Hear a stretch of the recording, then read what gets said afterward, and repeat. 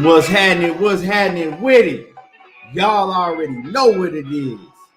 Yeah, you tuned in to another episode of Everything Boxing. There you go, talking that boxing again. And yeah, y'all seen it last night. Yeah, y'all seen it. We gonna talk about it today. Oh yeah, we definitely gonna talk about it today. And when you come in the building, make sure that you smash on my like button. And comment in the comment section, let me know that you're in the building. We definitely gonna talk about it today.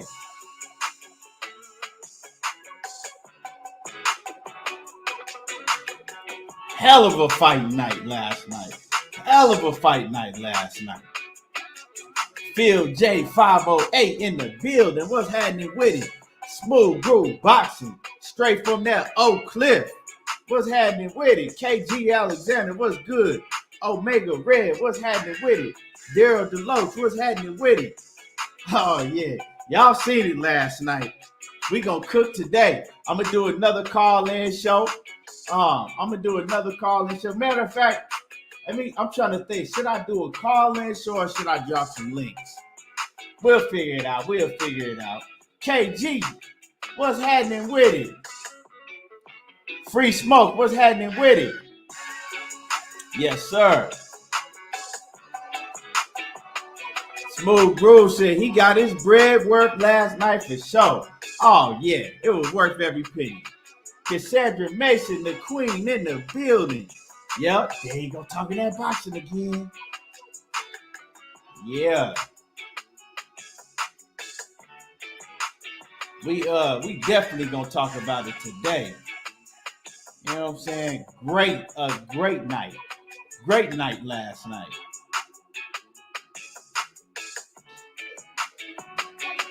Great night.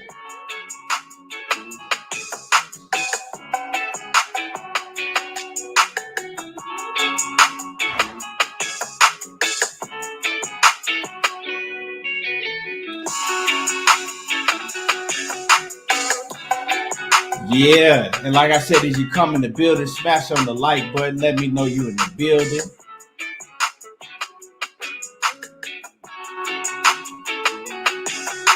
Juan, what's happening with it? What happened with Teo? He got his ass beat. That's what happened. Plain and simple.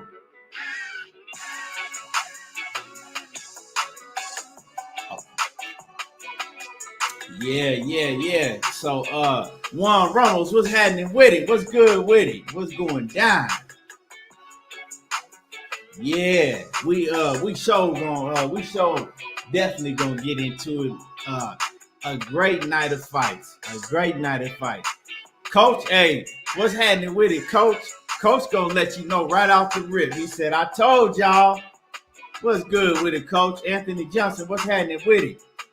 You already know. Yeah, I can't, you know what I'm saying? I can't wait to cook on this stuff today. Hey, Cassandra said, y'all know you beat that boy. I beat that boy, and everybody know I beat that boy. Hey, bro, my son got, that's fucking bullshit, bro. My son got robbed, bro. Hey, bro, everybody knows my son got robbed, bro.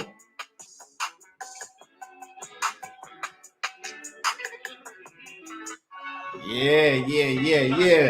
Like I said, hit the like button. We're going to get to cooking real soon here. You know what I'm saying? We're going to get to cooking real soon as you come in the building. One say Brunner 2.0. Hey. Juan Rumble said I should have put some. Yeah, I feel you, man. I feel the same way. And it's crazy because I kind of went back on my initial predict, because initially, if y'all remember, I was telling everybody, I was like, man, George Kambosos can fight. I was telling everybody initially, I was like, he can fight. I was like, so this ain't gonna be no walk in the park for Teofimo Lopez. But then I kind of switched it up when I went back and I studied, George Kambosos a little bit more. And I knew he could fight. But in the fight, actually, a lot of what I said actually happened just like I predicted. It's just that knockdown didn't happen like that. And then the biggest key was George Kambosos was able to take Teofimo Lopez's punch and continue to come. See, like we didn't know his chin was like that, and his chin is like that. So we gonna talk about all of that.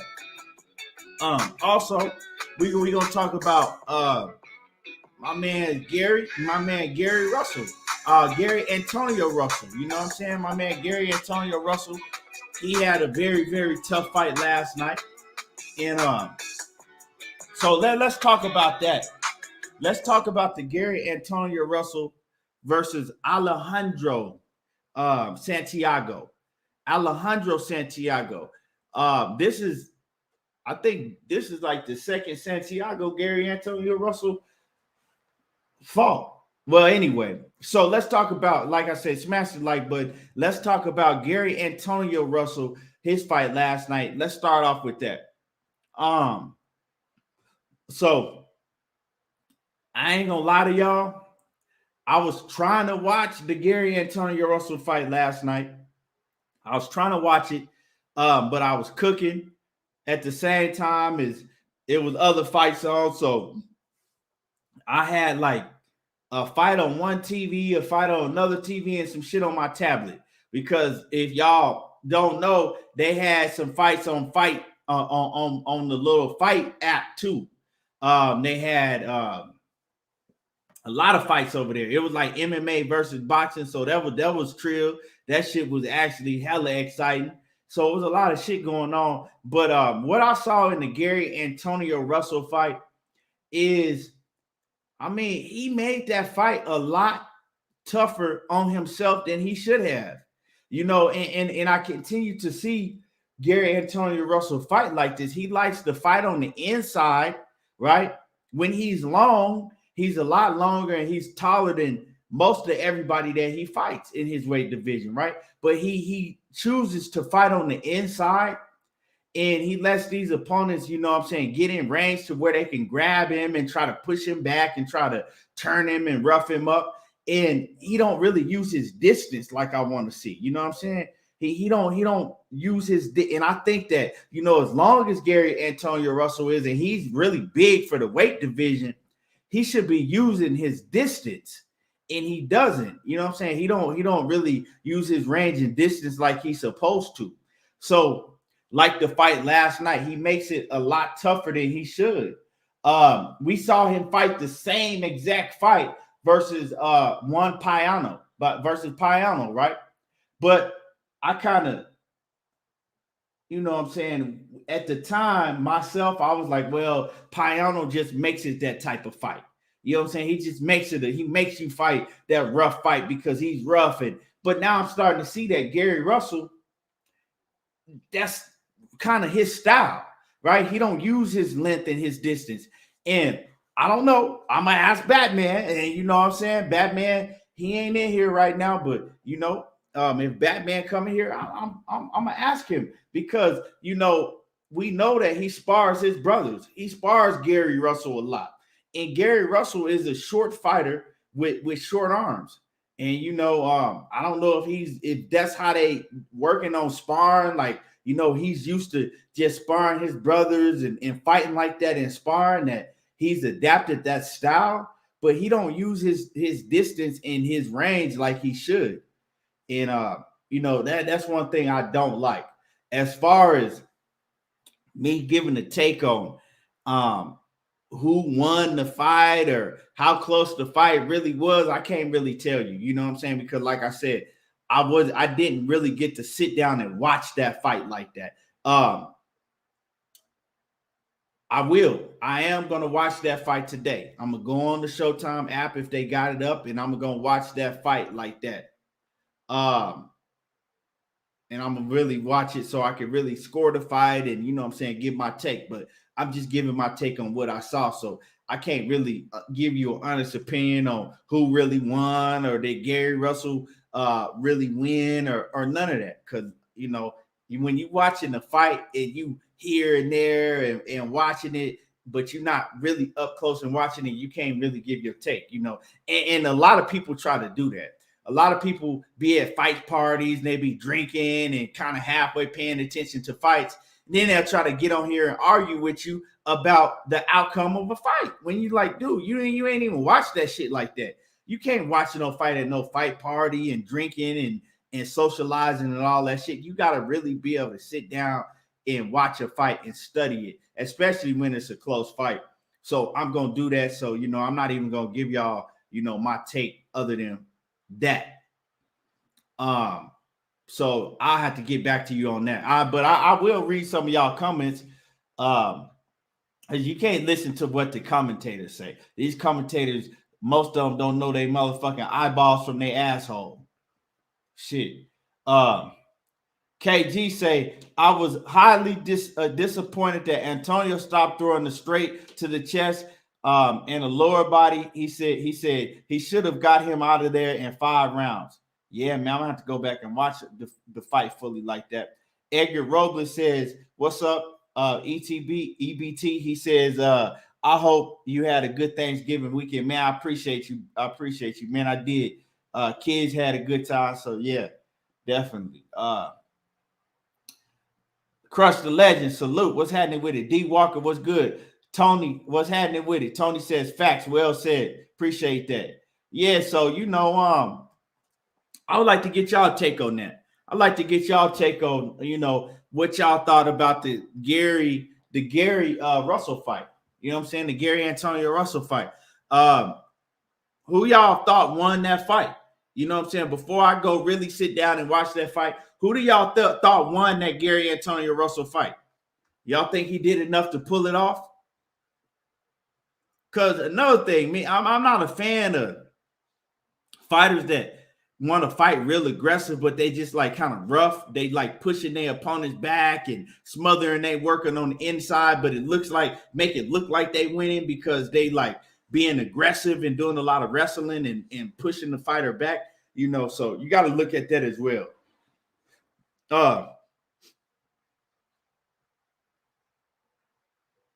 Dundada said, bro, you was in here doing a lot of capping for Tio. So if he lost, don't come in here talking about everybody was praying on his downfall. He got his ass beat. Whether people wanted to see him lose or not, Dundada, he got his ass beat. Your man's got his ass beat. You dig what I'm saying? Your man's got his ass beat. And we're going to talk about that. We really going to cook on that. Cassandra Mason says it was a very close fight. Dundada says Santiago was crushing his body. Yeah, I mean, like I said, I can't refute anything that anybody says on that fight because, like I said, honestly, I have to sit down and really be able to watch that fight like that. It was too much other stuff going on. I was doing too much at that point in time.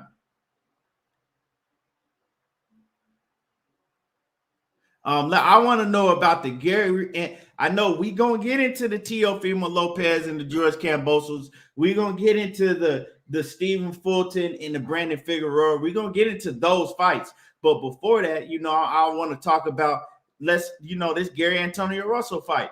Who because I'm hearing, like Cassandra said, it was a very close fight. Who do y'all pick in that fight? Daryl Delowe said that he thinks Santiago won the fight. Okay.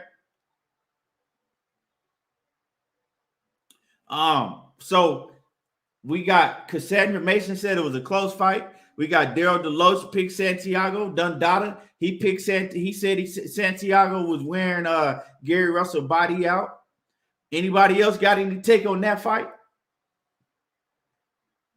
Anybody else got any take on that fight?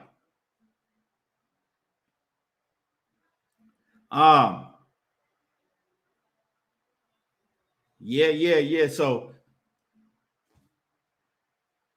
Cassandra Mason said that she could see how people had Santiago winning. Yeah, like I said, I got to go watch that fight because when I initially seen the fight made, I was like, okay, yeah, Gary Russell finna, you know what I'm saying? He finna do this boy dirty. And then I listened to my partner, Knockout Boxing, I listened to my partner Knockout Boxing, and Knockout broke it down very well. And Knockout was like, man, Santiago is a technician. He could fight. You know what I'm saying? And I looked at Santiago's record, and I saw that he had a lot of draws. And like yesterday, I told you, I said, sometimes when you see a lot of draws on the fighter's record like that, it's because that they was the B side, right? They was the B side. They coming into the fight, the B side, and you know what I'm saying? They winning these fights, but they just getting robbed. And so we clearly now, I think we can see that Santiago is actually a hell of a fighter. He could fight, but he's just been on the B side for, you know, all of his fights, and he was getting robbed a lot with all those draws. But like I said, I'm definitely gonna go back and watch that. Let me see who we got in the building. John Bookhart, what's happening with it? Salute.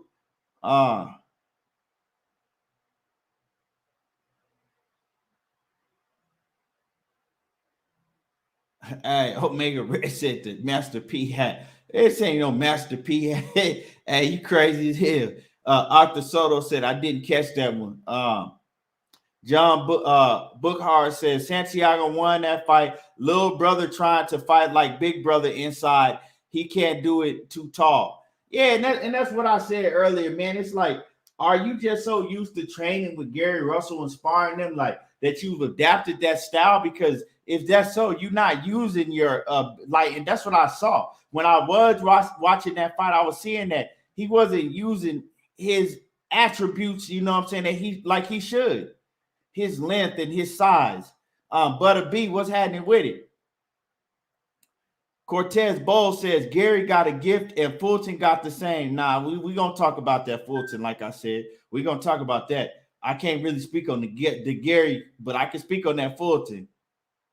I watched that fight very closely. One says the Russell fight was very close. I got Gary winning, but I would have to go back and score round by round. Okay, honest opinion. Sylvester 2011, what's happening with it? Juan Ramos says Devin gonna be the real undisputed. We're gonna get into all of that. Kevin says, KG say Santiago was the clear-cut little guy last night, and he weight bully Antonio, bro. And that's what I seen. I see Antonio getting pushed back to the ropes, getting bullied. And I'm like, bro, how are you letting this little dude just tangle you? And I don't like that, man. But you know, I have to go back and look at it. And I'm gonna try to actually get Gary Antonio on the show. I'm looking to get Gary Antonio on the show this coming up week. And you know, we can ask him. I definitely ask him some of these things.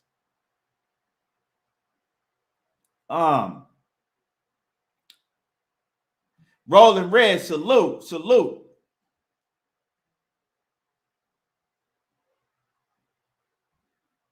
Oh, now Dundada. Now T.O. ain't Mexican. You hear this? Dundada been in here doing all that cap. My dude, Dundada been in here doing all that capping for the longest time for Teofimo Lopez. Now he want to just disown. Now he ain't Mexican all of a sudden. You know what I'm saying? Now y'all, don't forget. You see Dundada, now he ain't, all of a sudden he ain't Mexican. But y'all, a lot of y'all forgot that. Remember, for the longest time, Canelo Alvarez wasn't Mexican. Remember that? Remember, for the longest time, Canelo Alvarez wasn't Mexican. That's what the Mexican fans were saying. Oh, F Canelo, he ain't this and he ain't Mexican. But then now that Canelo Alvarez is shot up to the top, all of a sudden it's Viva la Mexico and Canelo and hi. Canelo this and that and Canelo this and that. But before, he wasn't Mexican. Because I remember I was a huge Canelo fan when Canelo came out the gate. You know what I'm saying? When the redhead kid came out the gate. Like, I was a big, like, it was Canelo. Because, see, y'all forgetting. It was Canelo Alvarez and it was Julio Cesar Chavez Jr. Everybody, all the Mexicans was riding with Julio Cesar. No, I'm going to make y'all remember. Don't come in here with this bullshit now. All the Mexicans was riding with Julio Cesar Chavez Jr. I didn't like Julio Cesar Chavez Jr. And I always said from the jump, I said, he ain't shit. I said, but this dude, this redhead Mexican Canelo, I said, that motherfucker can fight. I said, he gonna be the one. But all the Mexicans was like, oh, no, fuck him. He ain't even a real Mexican. He's not even a real Mexican. Y'all was hating on that man. Now, all of a sudden, it's Canelo everything. He's the Mexican this and that and Mexican, you know what I'm saying? Mexican pride, all of that. But before, y'all would ride with Canelo. So I just want to remind y'all about that. You know what I'm saying? Because I ain't forgot. Because I was actually an original Canelo Alvarez fan from the jump. Now, I don't fuck with a lot of shit that he be doing now. You know what I'm saying? But I was an original Canelo Alvarez fan, and y'all was rocking with Julio Cesar Chavez Jr. You know what I'm saying? Y'all jumped on that Canelo bandwagon, you know, after the Triple G second fight. Really. Let's just keep it 100. But anyway, we gonna keep on cooking. I just had to remind Dundada that. Young Murray, what's happening with it? Oh snap. Y'all just go, you know what I'm saying? Y'all want to cancel Tio now. He ain't Mexican. Oh yeah, he Mexican. Y'all was claiming him before. He Mexican. You gotta take that L. Hey, hey, Henry King says Figueroa lost 7-5. His style is terrible. Just leans and throws 1,000 punches, no effective aggression. Oh yeah, we're gonna get into that, man. We definitely gonna get into that. My man John Page in the building. You in the building now. We got some things we want to ask you, Batman. Batman, we got some things we want to ask you. Antonio leg is hurt in training and was limited in training and still went out there and fought his ass off. Okay, like I said, I can't really give a breakdown and assessment like I really want to because I watched the fight, but I didn't really sit down because I was cooking and watching it, and I was trying to watch another fight in between. But I saw what I did I didn't like a lot of the things that I saw. And you know what I'm saying? Leg or not, I'm gonna keep it real. You know, the Russells, I rock with them heavy. Some of my favorite fighters in all of boxing, but I'm gonna keep it real, like I always do. And with Antonio Russell, from what I saw, you know what I'm saying, in his leg may have been hurt, but I've seen him fight like this in other fights, and I didn't like it. Where he gives up his reach advantage and his size, and that's a problem because, like I said, I've seen him fight like that before. But we did see him with a knee brace on, so definitely. So I'm not saying it's no excuse, and you know what I'm saying, it could have limited his things that he wanted to do. But I've seen him fight like that before. World Combat Sports, salute. My brother World Combat in the building. And Henry, we're going to get into that Fulton and Figueroa, definitely. You know what I'm saying? 817 Boxing B, what's happening with it? Hey, Rolling Red said, it's cool. We don't want Charlo. Hey, it's funny you said that, Red, because I was going to say, well, shit, if y'all acting like that motherfucking Tio ain't Mexican all of a sudden, well, shit, we y'all can have Charlo. You know what I'm saying? We don't want Charlo. We don't want his coon in ass. You know what I'm saying? Y'all can have Charlo. Matter of fact, y'all can have Jamal Charlo. We'll keep Jamel for right now, even though he is the coon. But you know what I'm saying? He actually, you know what I'm saying? He show up in the ring and he'll fight any and everybody. And he don't duck no smoke. So y'all can have Jamal Charlo. Tio is from Honduras, Nicaragua. Those are different countries. When we say he was Mexican, but y'all was claiming him though. Dead serious. Y'all was claiming them. The Mexican people was claiming Tio, so I don't want to hear you breaking it down now. Well, no, he's from Honduras and Nicaragua. No, but y'all gonna hold that. If you said he was Mexican before, y'all was riding with it, you know what I'm saying? Hey, y'all gonna hold that. No, Arthur Soto, y'all, nope. Y'all gotta hold that. Hey, because before when Tio had them belts and he was talking all that big shit, you know what I'm saying? He was Hispanic, Mexican then. So yeah, we gonna y'all gonna hold that one. But hey, but yeah. It's all good though. It's all good, you know. We clown. That's what we do over here. Daryl DeLoe says Chavez Jr. had too much pressure on him. People wanted him to live up to his father. He didn't have no discipline, bro. He didn't have no discipline. He had no discipline at all. Chavez Jr. never had no discipline. And you know what I'm saying?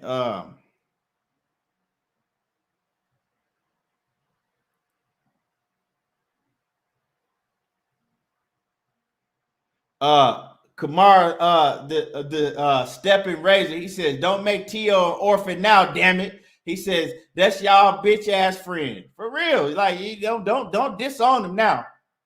He run alongside y'all.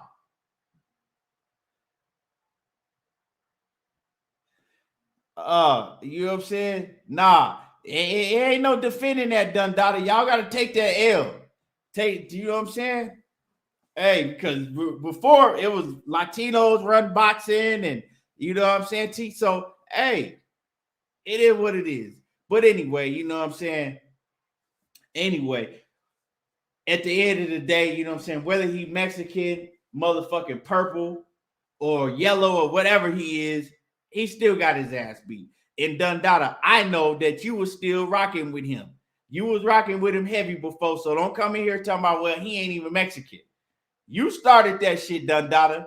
You know what I'm saying? Because you was in here, you was one of Teofimo Lopez's biggest supporters. Now you want to come in here talking about, well, he ain't even Mexican. Big Texas ATX Cletus Smith, what's happening with it? Roland Red says he was all in the videos with Canelo and all. Yeah, man. You know what I'm saying? He was all up in the videos. Dundada, I ain't saying you said he was Mexican. I'm saying that you was riding with him hard. I'm saying that you know, overall, the Mexican fan base was you know what I'm saying? Y'all took him in like he was Mexican. Y'all was rocking with him, you know what I'm saying? Nobody was saying, well, nah, he ain't Mexican, he's from Honduras. Nobody was saying that shit until now. So y'all got to keep him. Hey, y'all got to keep him. He ain't no orphan, y'all. He riding. He with y'all. He was all with Canelo and shit. You know. But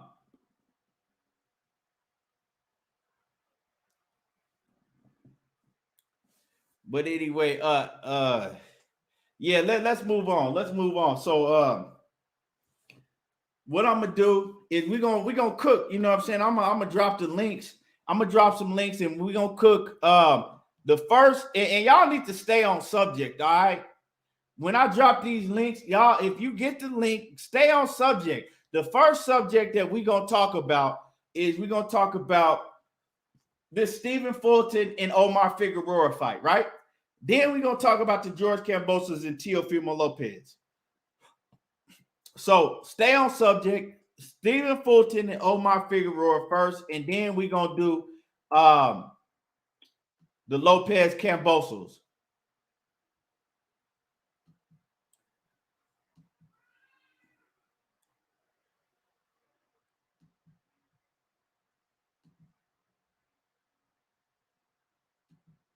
yeah, World Combat. This ain't about Crawford and Errol Spence. You know what I'm saying? Stay on subject.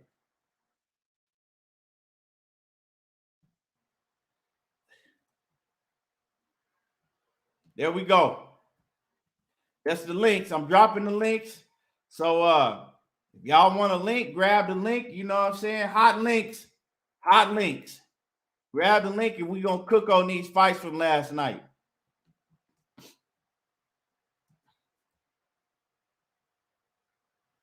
Come on. Come on, Batman. Bring your ass on. People got questions, Batman. What's happening with it, Coach? Winner, chicken dinner. Hey, Coach, we gonna stay on subject, Coach. I'm gonna stay on subject.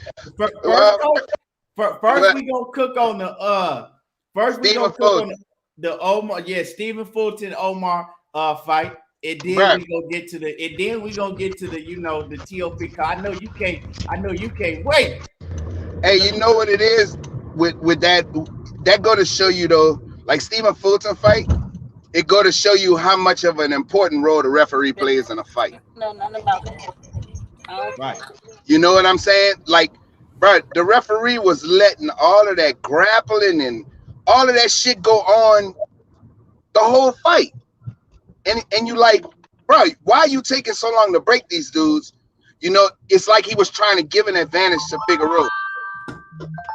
You know what I'm saying? If you really watch the fight, because I was like, man, the referee not stepping in. They know the way the Figueroas fight. That's the way they fight. You know what I'm saying? They throw a lot of punches. They try to get in close. You know, he's a tall cat, but he didn't use they don't use their length. Like, they like to get in close. So the referee was affecting the fight a lot because of the clinching, and he wasn't doing anything to stop the shit from round one. You know, it was a close fight, but you know, the sharper punches were by Stephen Fulton. I mean, that fight could have went. I thought Stephen Fulton should have used his legs more. Like, he should have used his legs more. He's the faster. He was the sharper puncher, so he should have used his legs to get in and out and turn Brandon. But a lot of times he was getting on the ropes and shit and trying to bang with him. Like, he had something to prove. Like, he was trying to prove that he can sit inside and bang, which there was no need for him to do that because he's a much better boxer than Figueroa. Yeah. Batman. Yeah, y'all gonna hear a little bit of noise. I got the kids. Okay. Now, first, Batman, a lot of people want to know, you know what I'm saying, with Gary Antonio Russell. I can't really cook on that fight like that because I got to sit back down and watch it because I was doing a lot of things and trying to watch it. But what I saw and what a lot of people were seeing, right, that we was talking about is that, and I've seen this ain't just this fight that I seen, right? I've seen it before, like when he fought Juan Payano in the other fight. It looks like that Gary Antonio Russell, he gives up his size advantage in his length and his reach, right? And those are key attributes, you know what I'm saying, that he should be using because he's bigger than most of those dudes in his weight division. You know what I'm saying? He's longer, he's taller, and he don't use those advantages. And he likes to fight inside, and a lot of times he gives the advantage to his opponents who's a lot shorter. You know what I'm saying? They have shorter arms, so they need to get inside to be able to, you know, close the distance with him. And he invites that style of fight. But we see him, you know what I'm saying, get pushed back to the ropes and kind of, you know, get turned and get bullied a lot of times. It looks like, and people wondering why is that? And another thing is, like I said, I can't really assess this fight last night until I really go sit down and watch it. But other people was talking about it, like my man KG. He was saying that it was aggravating him and it was pissing him off because he's seen that, you know, Antonio stopped doing certain things, like throwing the straight right, you know what I'm saying, and different things like that. So, you know, what's your take on that? I mean, for one, he probably wasn't even really there because I ain't even want to say it while he was training. He was training, but my father wasn't there. You know, my father was in the hospital, so that's why he wasn't even at the fight. Hold on. Hey, y'all be quiet, man. Daddy is Kamani. Hold on, right quick. All right. So I just want to get that out of Batman. Then we're gonna go back to the Stephen Fulton and Omar Figueroa. You know, Brandon Figgy, B Figgy. We're gonna get back to that. We're gonna, you know what I'm saying. So, but I mean, that's his fault when he be getting tangled up. That's him. I don't know what I be getting on him about that too. I supposed to turn like that, but go ahead around the circle. We gonna turn down and get So Batman, is it? Do you think it has to do with Gary Russell? It is with him sparring Gary a lot, and Nah, they don't even spar each other no more like they used to. Okay. They don't really spar each other. Okay. But that come from him from sparring bigger guys. He sparred bigger guys though. So you think it's just he's used to having to get inside himself and fight like that? Yeah. Yeah. Do you think if your dad was in his corner that what adjustments do you think your dad would have had him make? Nah, my dad, the game planner. He probably would have put the game plan together. I mean, he trained on the fly this time. You know what I'm saying? He was training on the fly. Gary was helping him. But usually, my dad take the reins. But, I mean, then he hurt his leg in training and he couldn't really train like he really wanted to. But that's why he probably was getting pushed. He don't get pushed around like that, like he did last night. He probably get tangled up a lot and but he don't get pushed around like he got pushed around last night. Yeah. Do you? I mean, the fighting style that he has, right? To me, if you're gonna fight that way, you need a very, very rigorous in strength and conditioning regimen, right? And you need a good strength and conditioning coach. How is his strength and conditioning? Like how does what I'm saying? Man, all that should be in house. Be doing the old shit we used to do. Sometimes he get the old the dude that be doing Gary, he do him sometimes, but Antonio like to keep it in house most of the time because the last strength conditioning coach Dick Gurry. So you know what I'm saying. So like, how, do you think that what I'm saying he'll have a lot of improvement if he got with somebody like Blu-ray? Yeah, he probably do, and he'll do a lot of improvement if he fucking box. If he sit there and box and stop trying to bang. If he sit there and use his whole skill set and stop just trying to get. Man, he got a problem with that. He thinks he hits real hard, so he can. He likes to bang to try to get you out of there, but he don't have to do that. Right. But somebody's gonna have to show him that he gonna have to use all his abilities. And like I said, man, I want to get him on the show. I want to get him on the show, Batman, this coming up week. So I got you. I got you. Yeah, for sure. So we could talk to him, and get his take on the fight and get his take on all of that. But now, man, let me get your take, man, on the Omar Figueroa and Stephon Fulton fight.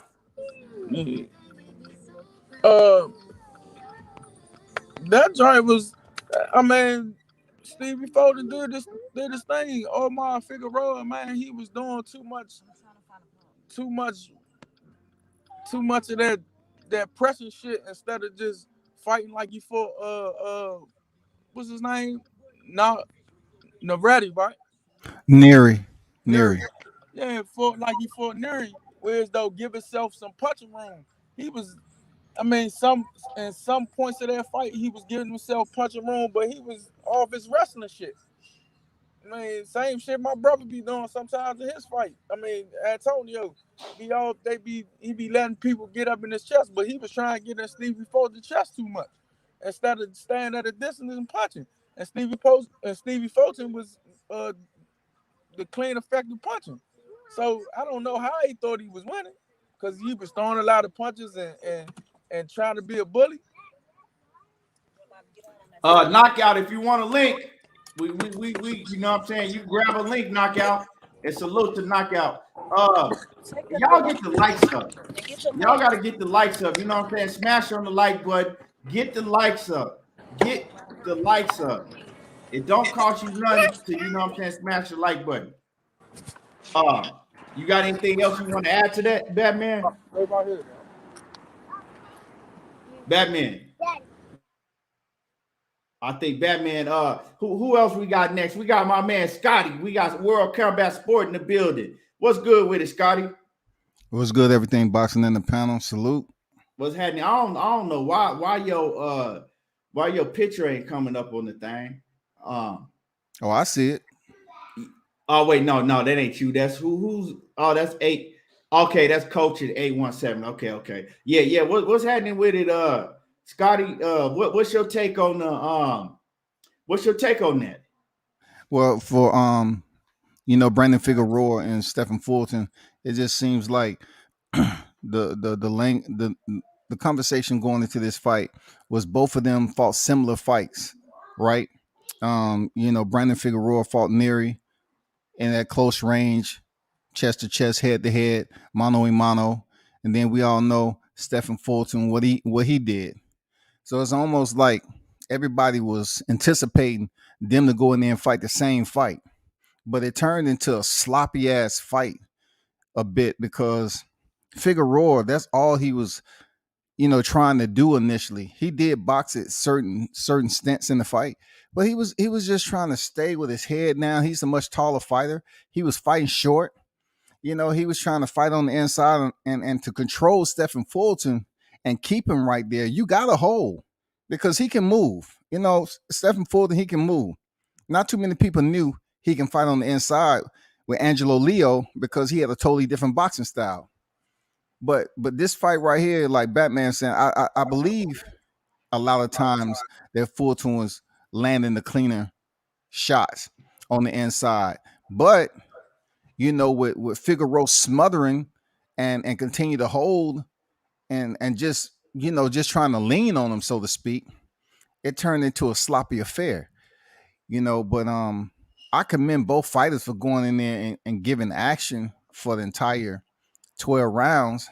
But certain people just look at the fight and they look how big Figueroa is. They look at his sister and they just busy paying attention to the wrong damn thing. Yeah, man. So did you see the right man winning that fight? It was close, man. That fight could have been a draw. Man, it was a close fight. Like I said, I looked at it twice already, man. It's tough because both of them was landing on the inside. And at certain points, Figueroa did look like he hurt Fulton, but Fulton was still in the high guard. He was just getting knocked back. Another thing, Fulton's footwork. I don't know why he chose to stay in there. I thought he would be a bit stronger, or he found out Figueroa had more strength than he initially assumed.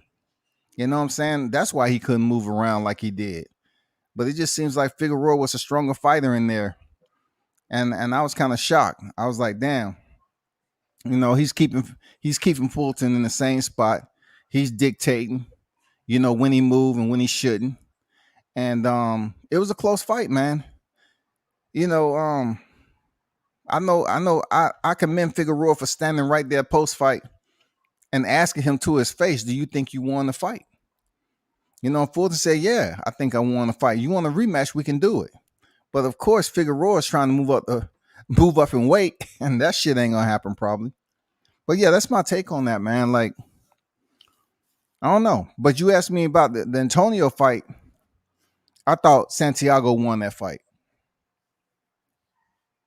Okay. I did. Because I seen Antonio Russell fight a couple of times in person.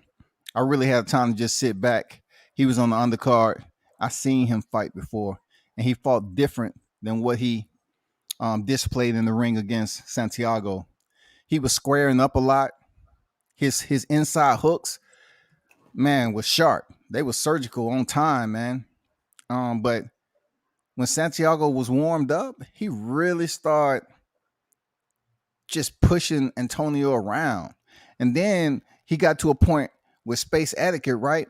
He know Antonio's back up against the ropes, and he'd just get close enough to the point where Antonio would sit on the second rope and he'll land those hooks to the body. You know what I'm saying? He didn't even have to jab his way in because he knew Antonio didn't have any other spacing behind him to go anywhere. So in that fight, I felt the back end The second half of the fight, Santiago really turned it on Antonio. He had him hurt a couple of times, and I felt he had lost that fight. It was a good, entertaining fight, but I looked at his knee brace. I looked at the fact that he didn't look like I've seen him fight before. He could have definitely fought better. He definitely abandoned his jab at times. He was just trying to land the counters because Santiago, he said, I'm committed to coming in. I ain't worrying about his power, none of that shit. So he was coming in through the front door. He didn't give a fuck. Right, and he said, do something about it. Basically. None of that shit. Yeah. But I felt Antonio came up short on that fight. So it's boxing though, bro.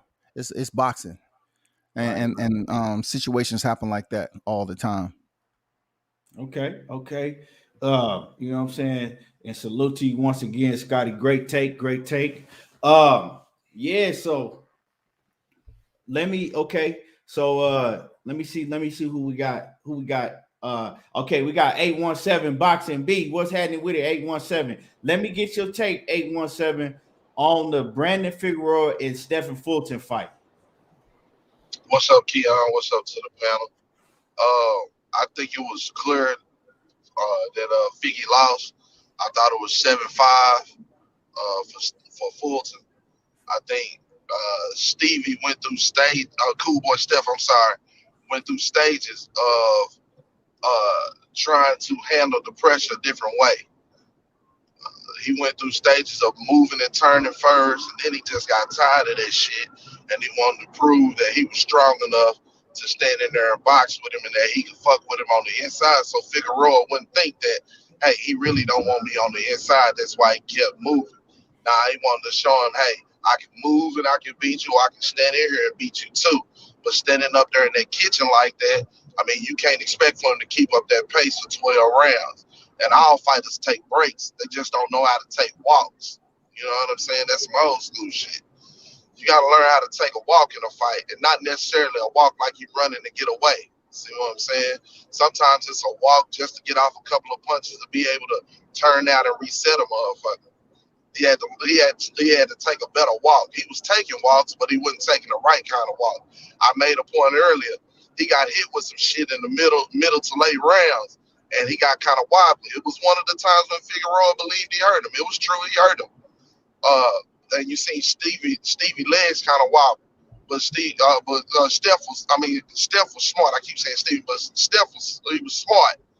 He backed up to the corner because he knew his hand game was good enough. He just needed to get his legs and his feet up under him. So he backed up to the corner, and his hand game was good enough because Figueroa wasn't accurate with shit. And then once he got his legs back out from under him, he came out of that corner. That let me know he was still thinking. That's how I knew he was going to win the fight. Because as much pressure as Figueroa was bringing and as many punches as he was throwing, he was still thinking throughout. He wasn't just mindlessly fighting. So I felt like, he was going to come through in the later rounds, and he did. Figueroa, man, that dude is huge for that weight class as far as length and shit. So to expect for Steph to continue to turn him and avoid them arms and avoid that pressure, and the man threw over 1,000 punches, it was going to be a sloppy fight. Oh, boy, made it a sloppy fight. Could he have made it cleaner? Possibly. But I understand his intellect and why he went about it that way. Sure, it was sloppy, and sure, it made it a bit closer than, we would have liked to see. But if you know how to score a fight, you know what I'm saying, and know what to look for, then you can clearly see that at least 7 out of those 12 rounds were clearly for him. Right. And I want to give a shout out to my man Blue Blood Sports TV. You know what I'm saying? Blue Blood, I see you, man. Salute to Blue Blood. And my man G5 Gabe in the building. John Kramer, Zenith 360, and anybody else I miss. I see you, you know what I'm saying? But I can't, I got to let these men cook. But I see y'all, and I appreciate y'all. And everybody get the likes up. If you haven't hit the like button, smash on the like button and get the likes up. It's free. So, yeah, man. Anything else you want to add to that? I was just gonna say real quick, so I can give space to the other G's. You know what I'm saying? Because I want to hear what Blue and them got to say too. But what I was gonna say when it came to Gary Antonio and Santiago, he beat Santiago. They all come with that pressure game. But where he fucked up, what he gave up his You cut out. You cut out.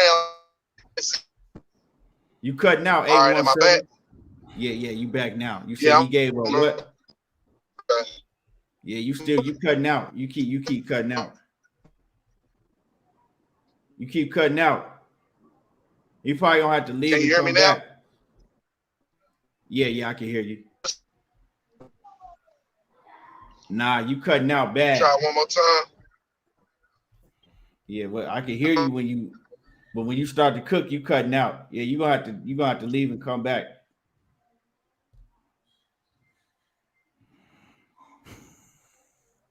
Yo, okay, we got Cortez Bowles. What's happening with it, man? Salute. Am I being heard right now? Yeah, we can hear you good. Okay. I didn't like Fulton body language. His body language, he kind of looked defeated to me. Because oftentimes, like Figueroa said, he said, I hurt you about 5 or 6 times. I kind of sensed that he got hurt 5 or 6 times. And the way that Figueroa kept on coming, he just was eating everything that Brandon Fulton was giving to him. He just kept coming like he was the Terminator. Every good shot that Fulton delivered to Figueroa took it, and he seemed like he was unaffected by it. But if you look at Figueroa's work ratio, his work ratio was tearing and debilitating Fulton's energy, and his legs even got gone. He even fell a couple times, sloppy, even though he was leaning on him. But he later in the rounds, up until like the last 2 rounds, he kind of looked like it almost looked like he was about to stop him a couple times when he was getting hurt. It just kind of looked like inside of my body, I'm rooting for Fulton to pull this one off, but it just had that eerie feeling like, oh man, he about to get stopped. So I don't know how did nobody else kind of feel and see this, but I seen it. But when Figueroa came to the ring and Fulton was talking, it's like both of their arguments was valid. He said, I was hitting you with the more cleaner, but your shots was ineffective. We were seeing Figueroa shots have an effect on you. I wasn't seeing your shots having an effect on him. It was like you was somebody like it was almost like a Devin Haney situation. You winning, you fighting, but you ain't got the power to knock these people out. You know how to the shots that Fulton was hitting Figueroa with. Figueroa was supposed to go to bed, and if there would have been a draw at the end of the fight, I would have thought that he would have got lucky to get the draw. But when they gave the fight to Fulton, I was surprised. All right. Yeah, man, great assessment. Anything else you want to add to that? No, I'm gonna go ahead on. I'm gonna bow out. I'm interested in what everybody else got to say. If it's time and another slice left for me at the end, I'll be here. Okay. 817, I know you was cutting out. Let me get your last words. You was spitting before you got cut out. And then I'm gonna get my take. For sure. I was just gonna say Gary Antonio gave up his height, you know what I'm saying? And then not having the pop. When you give up your height, you better have something to sit on. You know what I'm saying? When you give up your height, you're basically saying, okay, I'm tired of boxing your ass. I'm finna hit you with something to put you to sleep because I'm tired of you running up on me. So when you do that, you need to lock your heels in the ground and hit him with something. Maybe the leg injury kept him from doing that. Maybe he was just too goddamn tired. Maybe he had too light a weight to be doing that. But Blu-ray made a point. A lot of these boxers don't weight train. You know what I'm saying? A lot of these boxers don't weight train. And I remember Earl saying one of the reasons why he stopped training with Blu-ray is it was hard for him to cut weight because of the muscle mass. You know what I'm saying? So when these fighters start training with weights and start actually doing some strength and conditioning outside of boxing, some traditional weight training or whatever, we'll start to see that. But, at the end of the day, man, say, check this out real quick before I go. It ain't always about knockouts. And sometimes you ain't going to have the shit to knock out a motherfucker. Sometimes you just technically beat a person, by hitting them in the proper place at the proper time with proper timing and sharp punches. You know what I'm saying? Figueroa is huge for the weight. I don't think there's going to be very many 122 pounders that knock dude out. And he wasn't 122 pounds walking in that motherfucker. He looked damn near like 135 pounds in there last night. So it is what it is, man. I'm going to back out. Salute to you, Keon.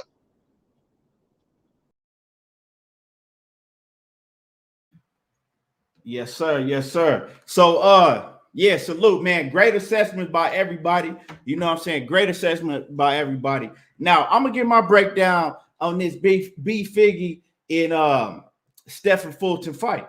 I hear, you know, I'm hearing everybody. We got a lot of people saying it was a robbery. We got, you know, I'm hearing all type of stuff. But my breakdown of the fight is that, and this is an honest assessment because I don't have no dog in this race. You know what I'm saying? I'm a fan of Brandon Figueroa, you know, Stephon Fulton. I'm not a huge fan of Stephon Fulton, to be honest, you know, and I was actually one of the ones that was saying, like, everybody saying that Stephon Fulton is like one of the next best things in boxing. He should be pound for pound. I've heard everything, you know, and I was telling people, I said, man, he's good, but he ain't all what everybody's saying that he is. But last night, he actually impressed me. His last fight against Angelo Leo, he impressed me. Then he impressed me last night because I know what type of fighter that Brandon Figueroa is. And I know that B Figgy, he going to come at you something like a David Benavidez, and he's never going to stop throwing punches no matter what you hit him with. We've seen that with him. But last night, and if y'all go back yesterday, when I broke this fight down, I said this is going to be because we had people saying that Stephon Fulton was going to make it look easy and he was just going to destroy B Figgy. And I told people, I said, this ain't going to be no easy fight. And if y'all go back to my breakdown and then go watch the fight, this fight actually happened exactly like I said it was going to happen. I said this fight was going to be very, very close. It was going to be a nip and tuck fight. I said the one thing about Brandon Figueroa is he makes you fight his fight. I said he's going to make Stephon Fulton fight his fight. I said, but the thing is Fulton, if you want to fight that style, he can fight that style also. I said in this fight, and when I gave my pick, I said, if y'all go back to yesterday, I said this fight is either going to be a split decision or a majority decision win by Fulton. That's go listen to my breakdown. Now, I also told y'all, I said it's going to be nip and tuck. I said, so it's going to really come down to who can make that adjustment. When adjustment needs to be made, who is going to be able to make that adjustment? And I said, I believe that Stephon Fulton is going to be able to make the adjustment when the adjustment has to be made. I said, because he has the better footwork and the better boxing skills. Now, if you go watch the fight, right, a lot of people was talking about how many punches B Figgy threw and the work that he was doing, you know, overall, and he was doing a lot of body work. But see, what y'all don't see, what y'all are not mentioning is that B Figgy, Brandon Figueroa, and I see you Money Brown TV in the building, and B Figgy, he was smothering a lot of his work. So yeah, he was pushing Stephon Fulton back, right? And another thing, before I even get into that, Stephon Fulton, one thing that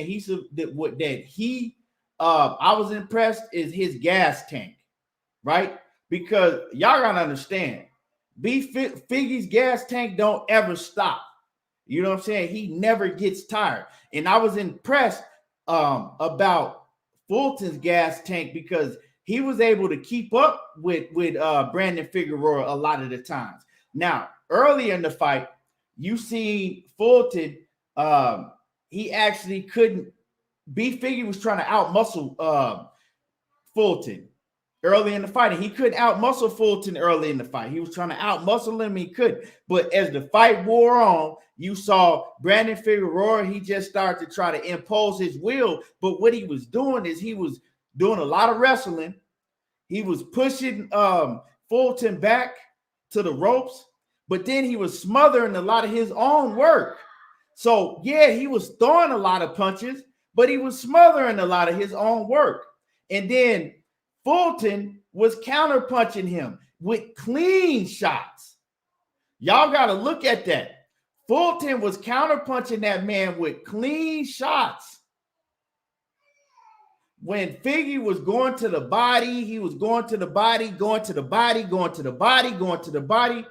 But a lot of that shit wasn't landing clean. He was smothering his own work, so it don't matter if you throw a million punches, but you're not landing cleanly. And then you're getting counterpunch cleanly to the head, cleanly to the body.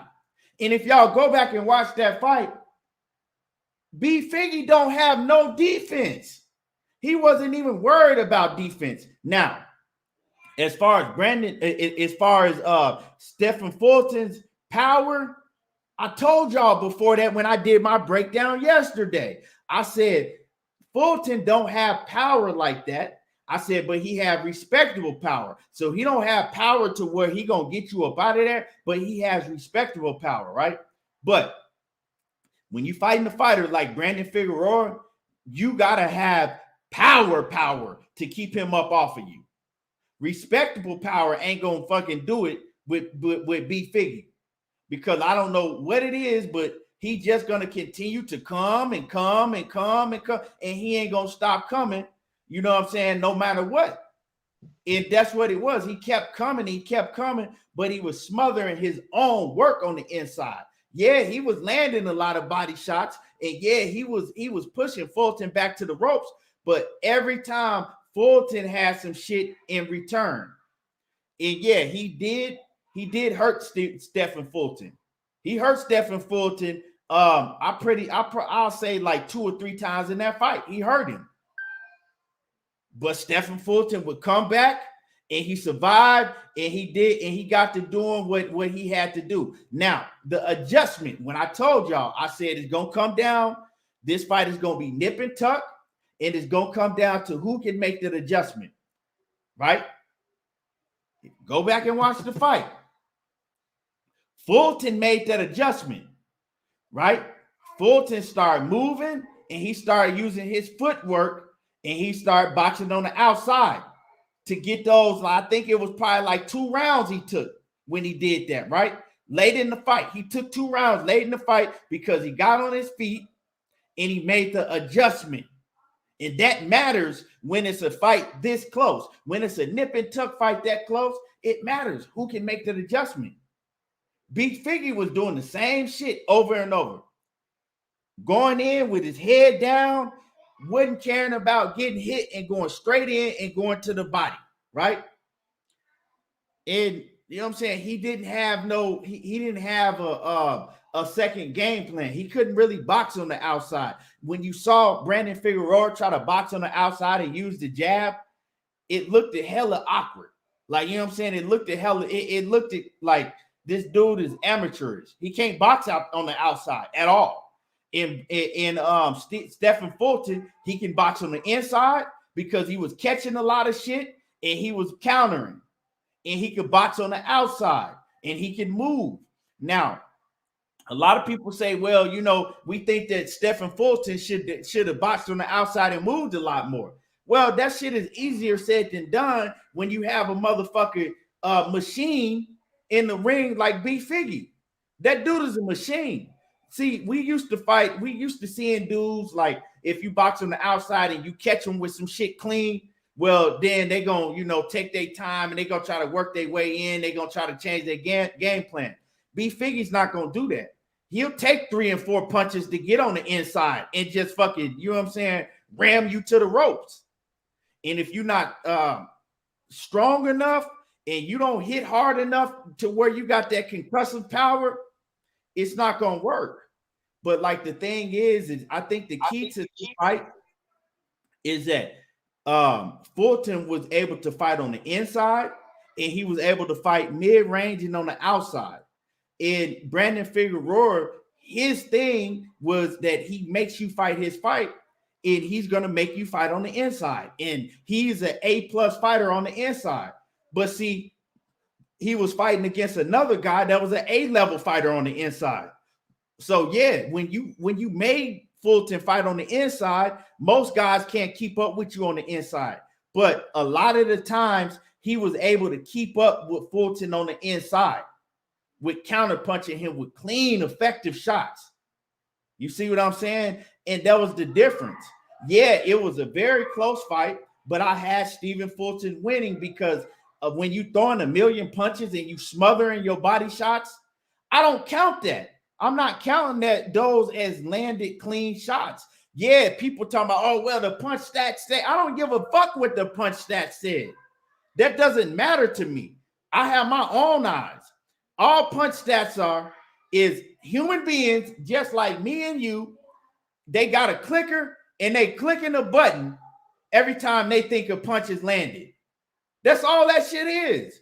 So it's not like a accurate fucking computer wiring system that's hooked up to a man. Punch stats is a human being just like me and you. So I don't give a fuck about what the punch stats said. I saw the shit with my own eyes. And like I said, I didn't have no dog in this race. Like, to me, I just wanted to see a good fight. I really didn't care who won the fight because I like both fighters. You know what I'm saying? I was actually more so, and somebody got me in their background. You got to mute it. I was actually more so a fan of B Figgy because I've been watching him for longer. I actually been watching Brandon Figueroa for a lot longer than Stephon Fulton. So, but honestly, Fulton won the fight to me. He was cleaner, more accurate, and he wasn't smothering his shit like Brandon, like Brandon was. So yeah, it just all depends on how you score the fight. If you scoring the fight off of how many punches are thrown and off of a fighter being the aggressor, but not necessarily landing clean shots, well, of course, 9 times out of 10, of course, you're going to score the fight for 10 times out of 10, you're going to score for Brandon Figueroa. But if you're scoring it on clean, effective punching, right?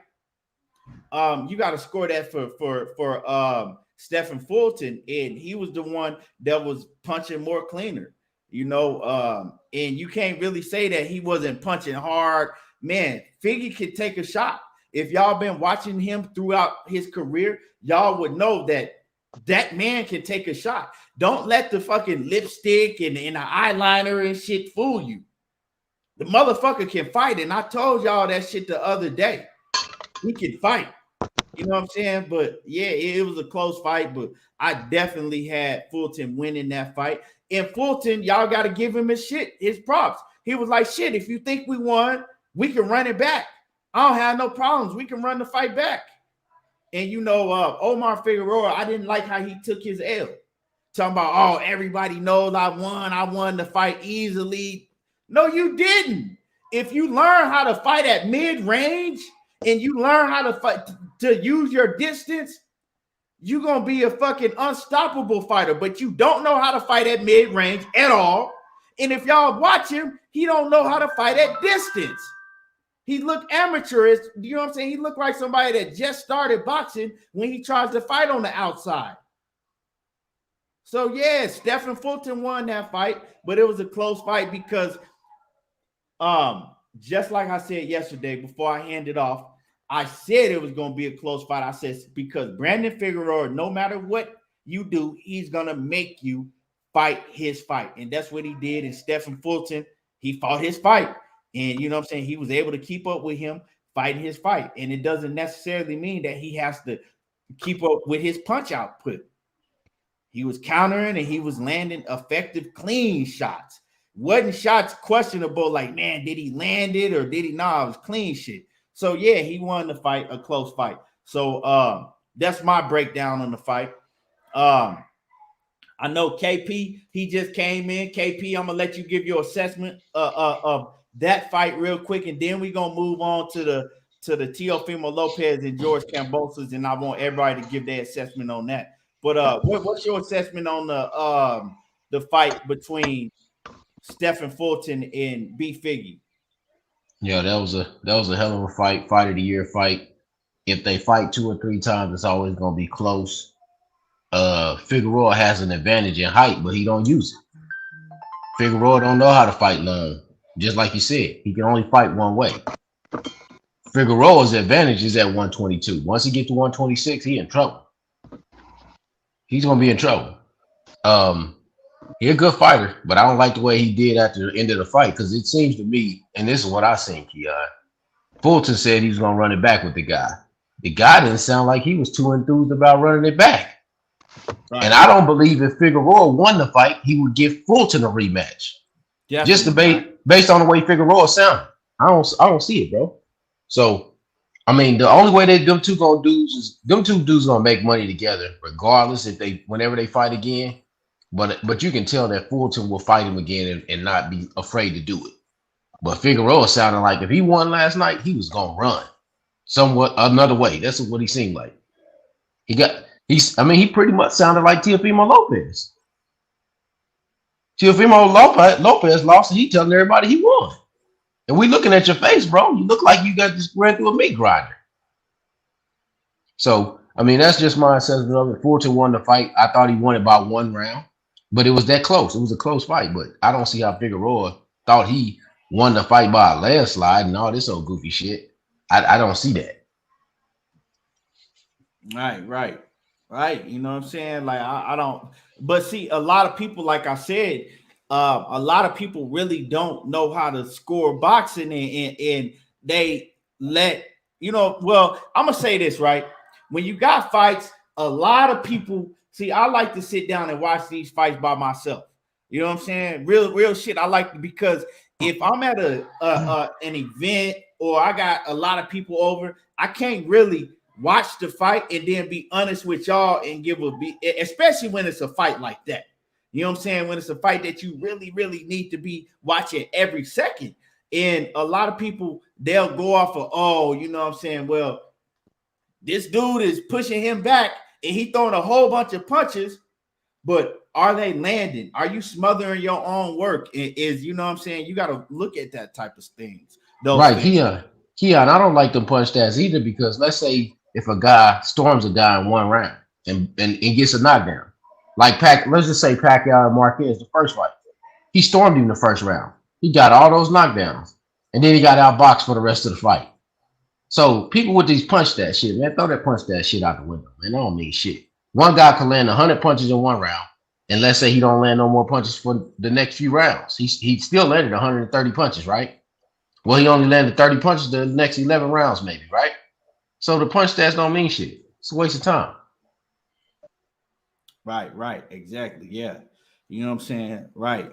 And like I said, a lot of people don't even notice. You know what I'm saying? You got a lot of people that they just say, oh, the punch stat said. They don't even know it's a human being that's fucking pushing a clicker. You know what I'm saying? They don't even realize that it's a human being like me and you with a naked eye. And basically, it's an opinion on if a shot landed cleanly or not. That's a human being's opinion. And these cats, they just, but the punch stat said the punch. Okay, what did you say? What did your eyes tell you? It's not about the punch stats. You know what I'm saying? But yeah, man. And the judges, that's why they scored the fight for Fulton. Right. And these people acting like this fight was scored 118-110 or some shit. The fight was a 1 round fight. That's all it was. Damn. Figueroa can get back in there and fight him again. He don't got nobody at 122 that he can fight and make as much money he would make versus Fulton. Nobody. Wait, hold on. Dundada, what you talking about? Exactly, but you use punch stats against Valdez. The fuck you talking about? You never heard me say nothing about no Valdez and punch stats. Actually, if you want to keep it 100, see, that's how I know you just making up shit. Because if you talking about Oscar Valdez's last fight, I said that Oscar Valdez won the fight because oh boy, he gave up the fight in the end. You know what I'm saying? I said he gave up the fight, and so I don't know what you talking about. I ain't never said nothing about no punch stats in Valdez. So you in here making up shit now. Yeah, Kiana. And you know, the thing is crazy. The only reason people talking probably robbery is because Figueroa started crying in the ring. Motherfucker started crying in the ring. He went straight model Ryan Garcia mode on us and shit. In the middle of the ring, start crying about a fight. If you want to take it away from the judges, you should have won by knockout, bro. It was that close of a fight. 7-5. That's what I had it.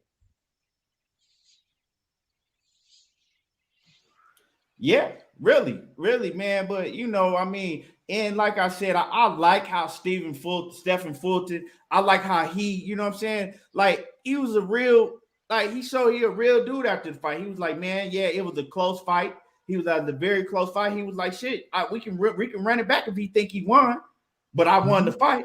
He wasn't. He wasn't crying and like, oh no, everybody know I won the fight. Fuck him. I ain't giving him no rematch. But but oh boy, Figgy talking about, oh, everybody knows I won the fight by a landslide. And no, you didn't. No, you didn't. Even if he felt that way, he could have been like, look, it was a very close fight, but I felt I won the fight. You know what I'm saying? I would like a rematch. He ain't even want no more smoke. Come on, bro. Nah, he didn't sound like he wanted no smoke to me. He sounded like if he would have won that fight, he would have took off and ran another way. Right. But I did see him say that he wouldn't really want you could tell he didn't want a rematch, right? But he was talking about that he wants to move up. I don't know how hard it is for him to make weight. I know he hella tall for the weight class. When he weigh in, dude look like skin and bones. So it could be, that he's just too tall for the weight class.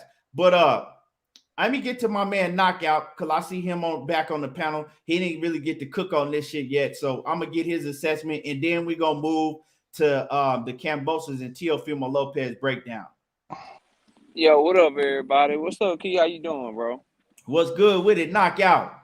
Man, I'm chilling, bro. So on the Figueroa Fulton fight, man. So for me, I had it a lot closer, but I still had Fulton winning. My scorecard said 115 to 113. I had him win 7 rounds to 5. I felt like the first 2.5 rounds he controlled the fight easily, and then from there, it turned into a dogfight because I think Fulton has something in him, man, to where he don't use his advantages because he want to show how tough he is and how big of a dog he is, and kind of dog it out with you and show he can beat you at your own fight. It barely worked for him in this fight, but that's something I think he might need to go back to the drawing board because eventually he's gonna try to fight somebody else's fight and he could end up falling up short. As far as the whole Brandon Figueroa and robbery thing, I've been studying boxing a long time and I went back to check and make sure I wasn't tripping, but I'm pretty sure the scoring criteria says clean, effective punching, says ring generalship, says effective aggression, and defense.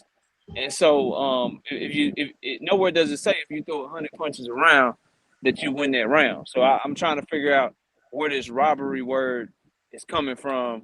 I will say Figueroa is saying robbery, and I know we're gonna get to it. It's a lot better than what we're hearing from Teofimo, because at least Figueroa is calling that shit in a close ass fight, and there is some argument to be made that he won the fight. But for me, the clean, effective punching won it for Fulton because Figueroa, he landed some clean shots.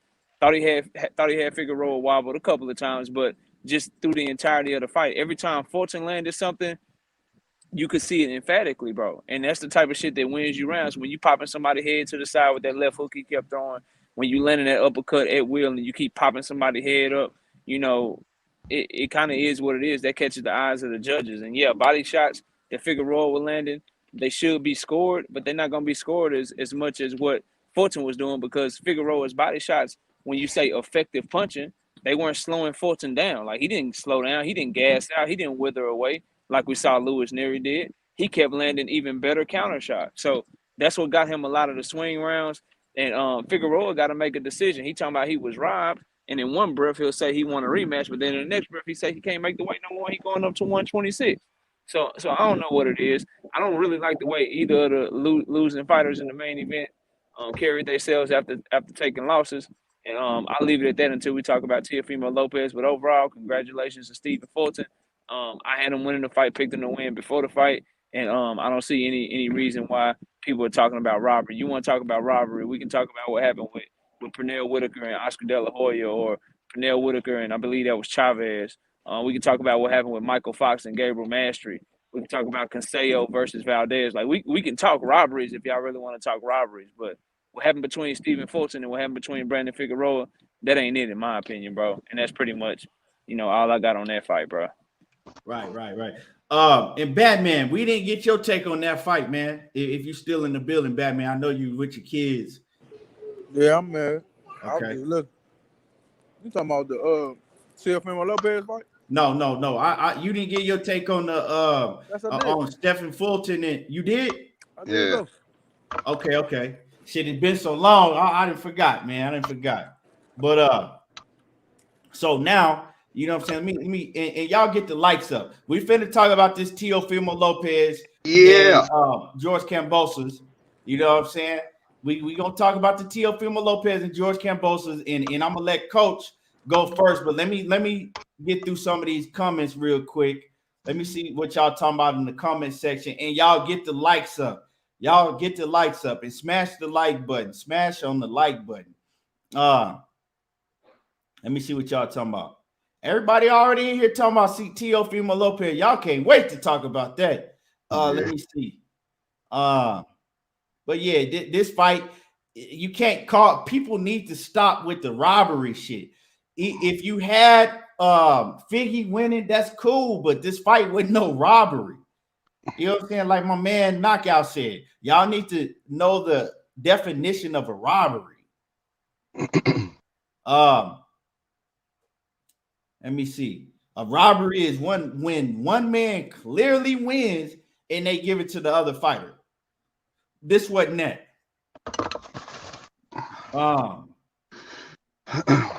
So yeah, Zenith 360 says when they were announcing the score, B Fig did not look confident and worried. Steph was raising his hands. It's a reason Steph willing to run it back and Fig didn't. Yeah, man. He, like I said, when you and that's good that Zenith brought that up. You could look at a man, right, when they're about to read the scorecards, and you can kind of look at their face and see how they looking. If a man is walking around, he's smiling and, you know what I'm saying, doing this, and well, that man know he won the fight. But if a man is looking worried, he like, well, I don't know. I could have lost. I could have won. I don't know. They'll tell you. But anyway, let's get to this. Let's get to y'all breakdowns on this Teofimo Lopez and George Kambosos. We're going to go with Coach first. Appreciate it. I told y'all. Man, Teo, man, people don't understand that he's young in the game, bro. Like, he only had 16 fights. You know what I'm saying? The Richard Coleman fight, they both threw right hands. His got there first. We don't know how that fight would have ended up if he wouldn't have stopped Richard Coleman in the first round. Lomachenko didn't start fast enough. We all saw that because basically Lomachenko is a 130-pound fighter. Nakatani gave Teo all kind of problems, right? He gave him a lot of problems. So you get George Kambosos, who's stronger than Nakatani. He's very athletic. He got fast hands. And I think that Teo was overrated. He did something that's great. Now, don't get me wrong. He beat Lomachenko. But we all saw, just like I said on the show last time, when you put pressure on Teo, he freezes. When you get inside on him, he freezes. Now, the thing that really surprised me more than anything was that George Kambosos boxed the shit out of Teo. That's what really surprised me. And I think Teo was preparing, just like in that first round. I think he was preparing for George Kambosos to just come out and start trying to go toe-to-toe with him. But George Kambosos stuck to his game plan the entire night. And he pretty much outboxed Teo. And when he got inside, you would see Teo freeze. So, and we've seen Teo in sparring on videos a bunch of times get knocked down from the same shot, that right hand, walking into the right hand, being over-aggressive, getting over his front knee. And that's how he got caught in that first round. So I think that George Kambosos was hungry. He's still hungry. I'm going to be honest with you. I'm glad Teofimo lost that fucking fight. And the reason I'm glad, because he was going to hold up the division with all of that bullshit rhetoric him and his daddy talk. He didn't think that George Kambosos could outbox him. So George Kambosos just outboxed you. So imagine what Devin Haney would do to him. Imagine that. So he was in there winging. His dad fucks that kid up. That kid has a lot of mental issues. He needs to go to a psychiatrist. I mean, honestly, they're both delusional, and his dad just lead him down the wrong path. His dad don't tell him the truth. You know, I don't understand what goes on in these people's mind, man. He's ruining his kid. That's what he's doing. He's ruining his son. Teofimo is not brave enough to tell his dad, listen, I need another trainer. You know, you brought me far as I can go. His dad is delusional. If you look at the interview he did with what's that, Seconds Out or whatever that guy's name is. When he did that, and he said that we clearly won the fight. Dude, your son's face looked like he got stung by a fucking swarm of wasps, man. He got beat the fuck up, bro. Like, he really got his ass tore up and handed to him. He wasn't in top condition. Maybe it's because of the weight drain. I don't know. Maybe he needs to go up to 140. He's going to get fucked up at 140. I'm just going to be honest with you. If he fight the top dogs at 140, he's going to get destroyed. He's not disciplined enough, and that's another thing. You accomplish something, and then you accomplish something great, and instead of you focus on your craft, you think that's it. That's not it. If you want to continue boxing, there's more to gain. There's more to do. But you think you at the top of the pinnacle, and y'all push these false fucking narratives. That's why I wanted him to lose. The false narratives more than anything. And George Kambosos is hungry. And now George said, I'm going to Las Vegas. I'm going to talk to Devin Haney so we can make this fight happen. That's a warrior. That's a true fighter. That's a throwback. That's what I like. I don't like all that bullshit that they was feeding, because if that's the case, you should have unified with Devin Haney from the gate. You would have now you got your ass fucked up. You might have got your ass fucked up, but you would have made way more money fucking with Devin Haney. So everything worked out the way I said it was going to work out.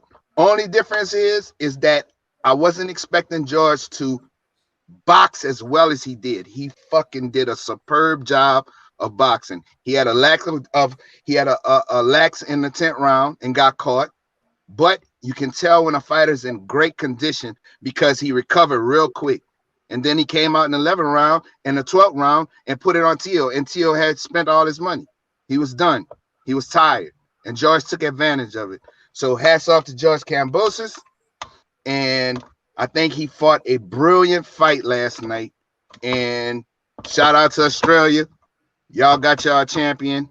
He going to get his ass whipped by Dev, like I said, because Dev is my man at 135 over everybody. But that's it. I appreciate the time, brother. Great breakdown, Coach. Great breakdown. And once again, Coach told us all. He said Kambosos is going to win this fight. He did say it. He was one of the few that was saying that Kambosos was going to win this fight, and he gave a great breakdown before the fight. And man, so appreciate you, Coach. I think we're going to Batman next. To Batman. Yeah. Man, look, man. Him and his father got big-headed off the jump after the Lomachenko fight. The boy was out there partying, doing all crazy shit. One took Kambosos light that he was light work. They got focused off their little mission they was on before they got the Lomachenko fight. They was on a mission. But after the Lomachenko fight, he made it. I guess he got his first big payday. And I guess he thought he was the shit. And reality hit. He got his ass beat. I mean, like I said, his father can game plan. His father cannot adjust. He cannot tell him what to do after something that happened, something in the ring that's happening and it ain't going their way or it ain't going the game plan way. His father don't know how to adjust. And they ain't even work on nothing with Kambosos. They just thought he was just gonna go in there and knock him out. But, man, Shorty got hit with that Adrian Broner bug, man. That's all I can say. Right. Okay, Batman. Appreciate you. Well, we gonna go to my man Scotty White, World Combat Sports. Scotty, what's your assessment on that Teofimo Lopez and George Kambosos last night? Shout out to everyone. Thank God it's Sunday. Else I would absolutely go in on some people. But it's Sunday, so I'm gonna be nice about it. Shout out to my boy Teofimo Lopez. He'll be back. He lost that fight clearly yesterday. But what a lot of people don't know, it's a lot of other personal stuff going on. He did have an injury. I'm not making any excuses for Tio. It's just fact. It's anybody who watched my show. I talk to people that's close to his camp and the stuff that's going on and been going on. I just don't put it out here because it's personal. That's with a lot of fighters that I run into. That some conversations are meant to remain private, and then you look how stuff play out, and you want to say something, but you can't, even after it's over. But for Kambosos, man, I gave him maximum credit. He went in there and fought a very good fight. On the flip side of that, he didn't get the TO that stepped in there with Lomachenko. Kambosos got a debilitated TO that was going through a lot of shit, and he did what he was supposed to do. Kambosos went in there and he had his moments early. I was shaking my head at TO. I was like, why are you going in there just so lackadaisical with your hands down and shit and trying to think you're gonna stop this tough ass Australian fighter and knock him out in the first round because your pop said so. And then when he get dropped, I said, okay, maybe he'll wake the fuck up as the fight go along. And he had his moments. He ended up getting another knockdown, but he never really established a jab, consistently. He never was able to land those shots that you say to yourself, damn, Kambosos is respecting, he's respecting TOs now. Because TO was pressuring, but Kambosos took it upon himself to be a counterpuncher. And he was effective with that because TO had his left hand all the way down by his waist. And you don't know what the hell was going on in his head. He was there as a body, but he wasn't reacting to the action that was in front of him. Kambosos was just landing shots, sometimes tripling up on his jab. And I was like, damn, T.O., do something. Like, what the fuck is going on, bro? Like, wake the fuck up. I didn't think his pops was giving him conducive information in the corner to get him on track.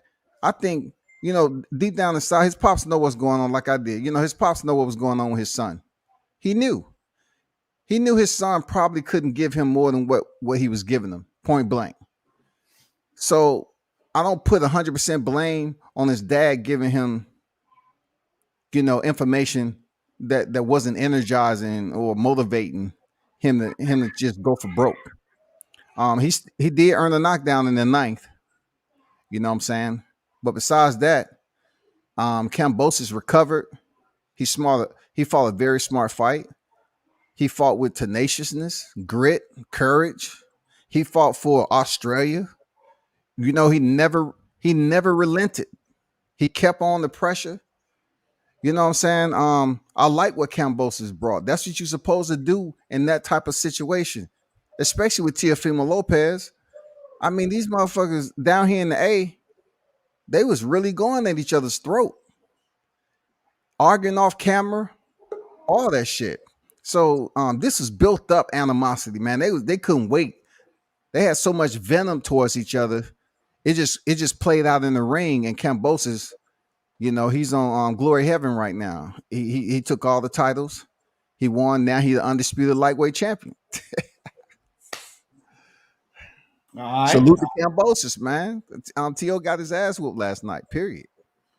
Okay. I'm sorry. KP in Knockout Boxing 86.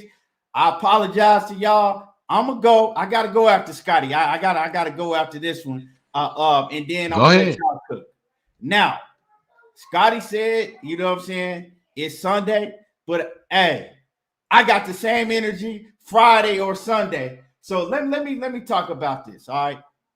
So when I broke the fight down yesterday, I did pick Teofimo Lopez to win, in rounds 1 through. Hold on, y'all. Hold on.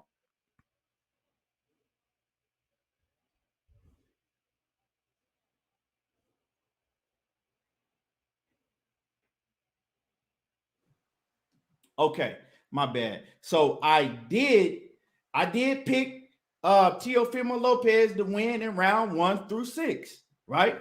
I said that. Everybody heard me say it. But before I did that, I told everybody, I said, man, George Kambosos can fight. I said, he not coming in here to lay down.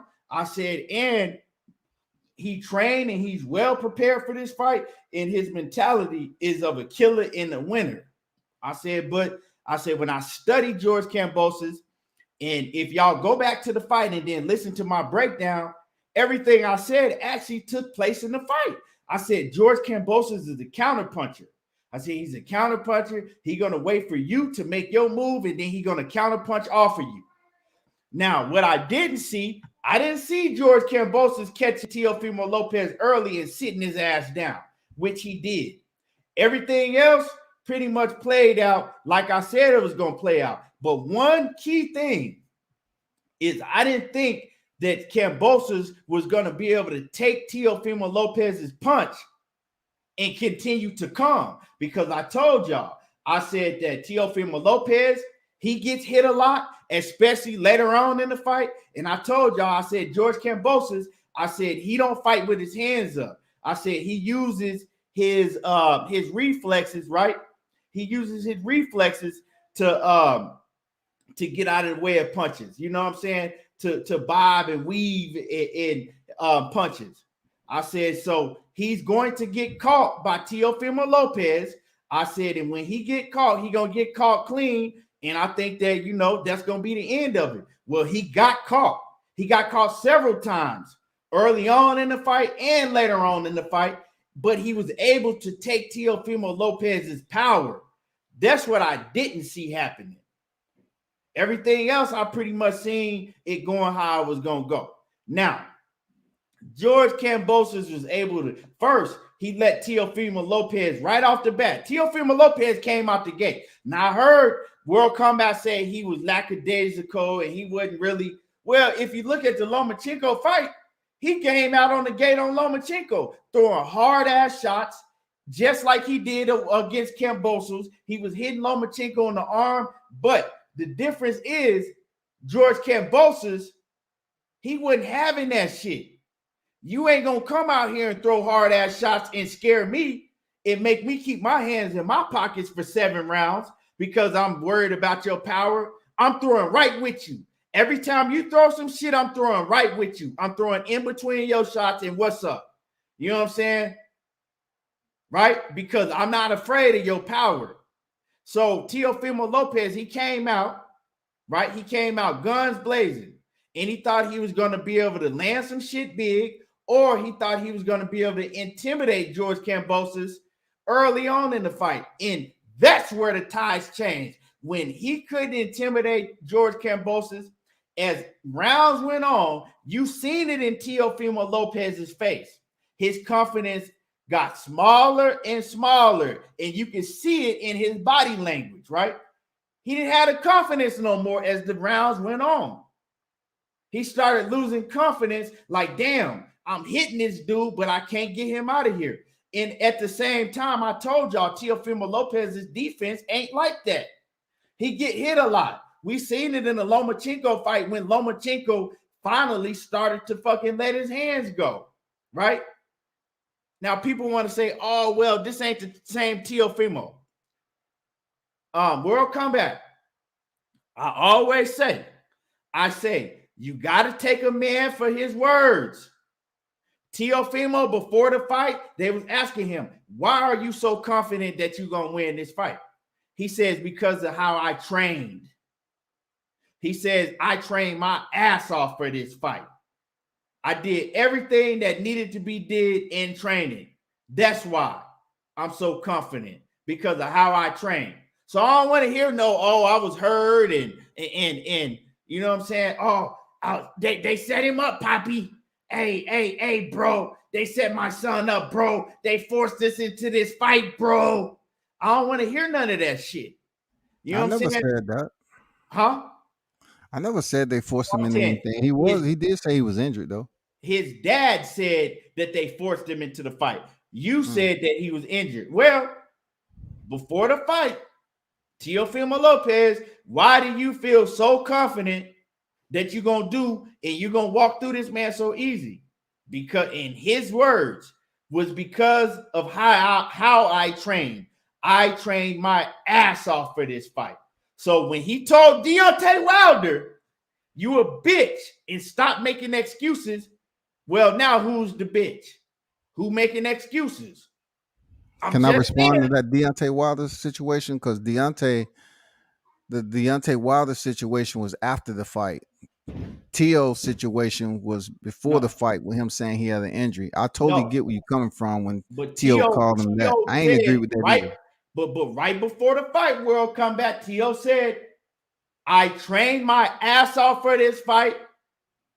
That's why I'm going to go in here and get rid of this dude that easy, because I trained my ass off and everything was done, right? Now it's, he was having hard time making the weight. Well, I seen a lot of dudes have a hard time making weight. And you know what happens? If they had that hard of a time making weight, they get on the scale and they can't make weight.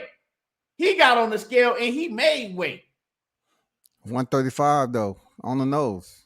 Not 134. Exactly. He got on the scale and he made weight. So I don't give he was struggling too, right? He was struggling, though. I don't give a. It's plenty of dudes that struggle making weight. And the ones that really, really, really have a real hard time making weight, they can't make the weight. It's guys that struggle making weight all of the time. But, you know what I'm saying? But he said he struggled. Okay, Errol Spence, he said he struggled making the weight against Mikey Garcia and Sean Porter. But he made weight, and he didn't make no excuses because he made weight. We hear people struggle making weight. Most of these fighters struggle making weight, especially the fighters that we say that's too big for the weight class. They all struggle making weight. So I don't want to hear about him struggling making weight because he got on that scale and he still made weight. So that ain't no excuse I want to hear. The man spoke before the fight and he had every chance in the world to say, you know what? I just feel like I'm going to beat this dude and I'm going to run through him. He let it be known because what I did in training, I trained my ass off. I'm fully prepared for this fight.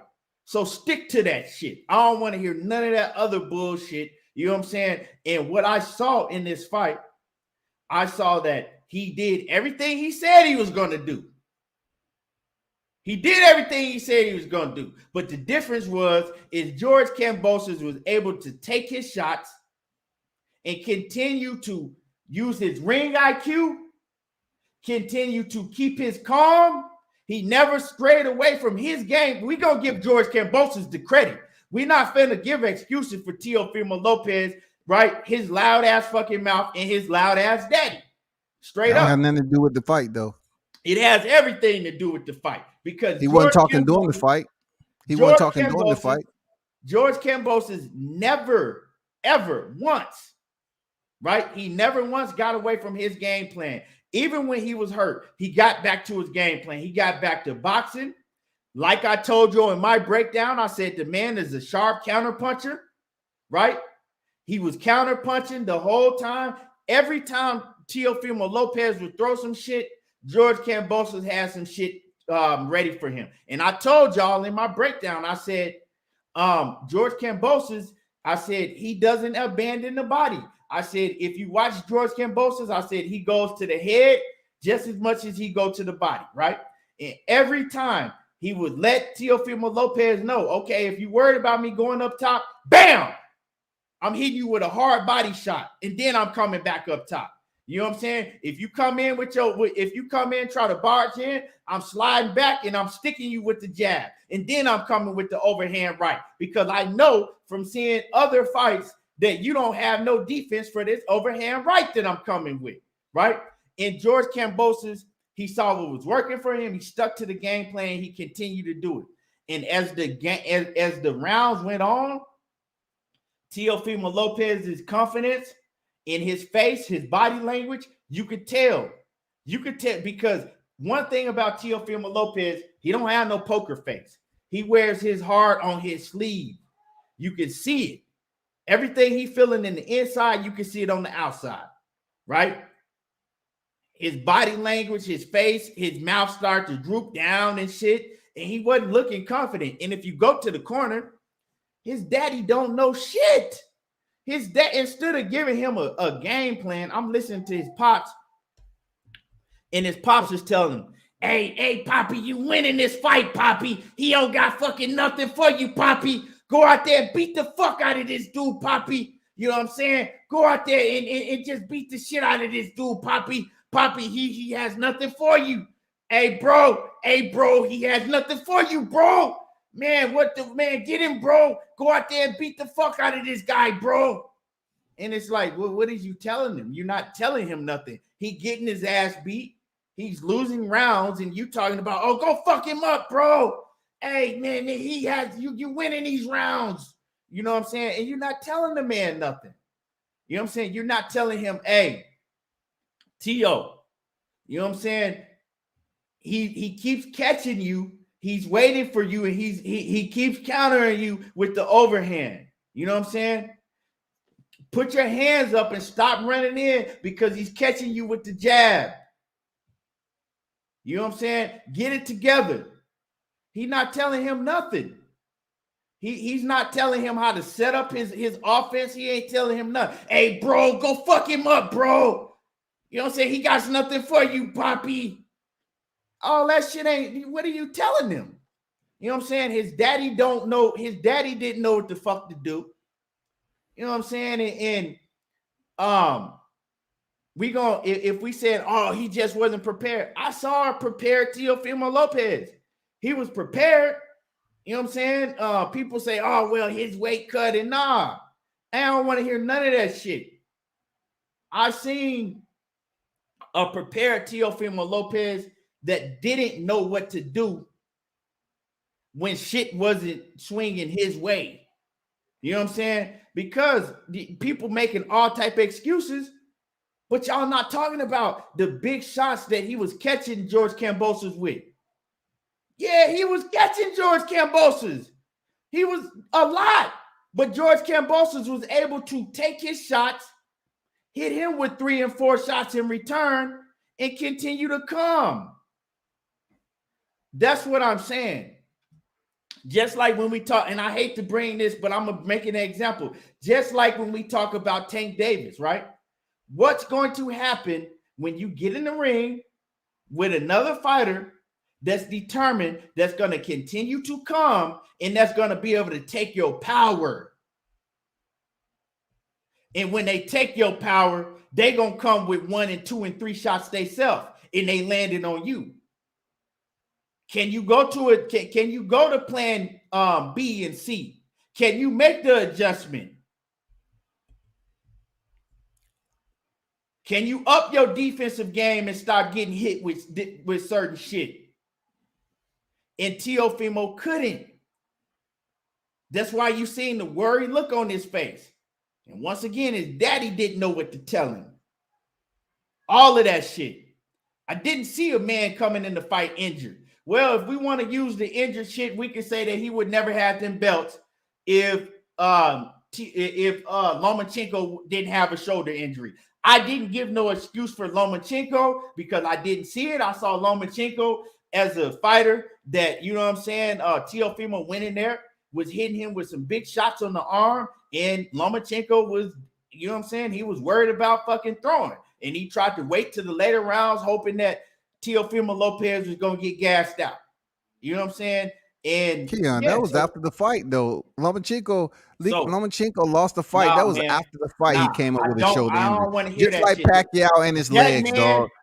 Your analogies are not adding up because we're talking about Teo didn't say nothing before. Teofimo Lopez all you want. I know you ride. I ain't capping for him. You talking about post-fight injuries, dog. All of that capping. Fuck all of that capping and excuses. The man get your timeline correct, Keon. Get your timeline correct, dog. The man got his ass beat right before we ain't talking about him getting his ass beat. We're talking about how you bringing up these injuries from previous fights. Scotty, the man was asked, why are you so confident that you're going to go in here and destroy this guy? But you said Lomachenko's injuries. He didn't say nothing until after he got his ass beat. Because because of how I prepared for the fight and I trained my ass off for But I this said he fight. got I'm beat. 100% T.O. got prepared. beat. Cut T.O. it out. got beat. Cut it out. That's it. I You know said what I'm T.O. saying? got Ain't beat. no, I didn't see no wobbly, no motherfucking man that was hurting the ring. I saw a man that didn't have no fucking no B and C game plan. I saw a man that didn't know what the fuck he was.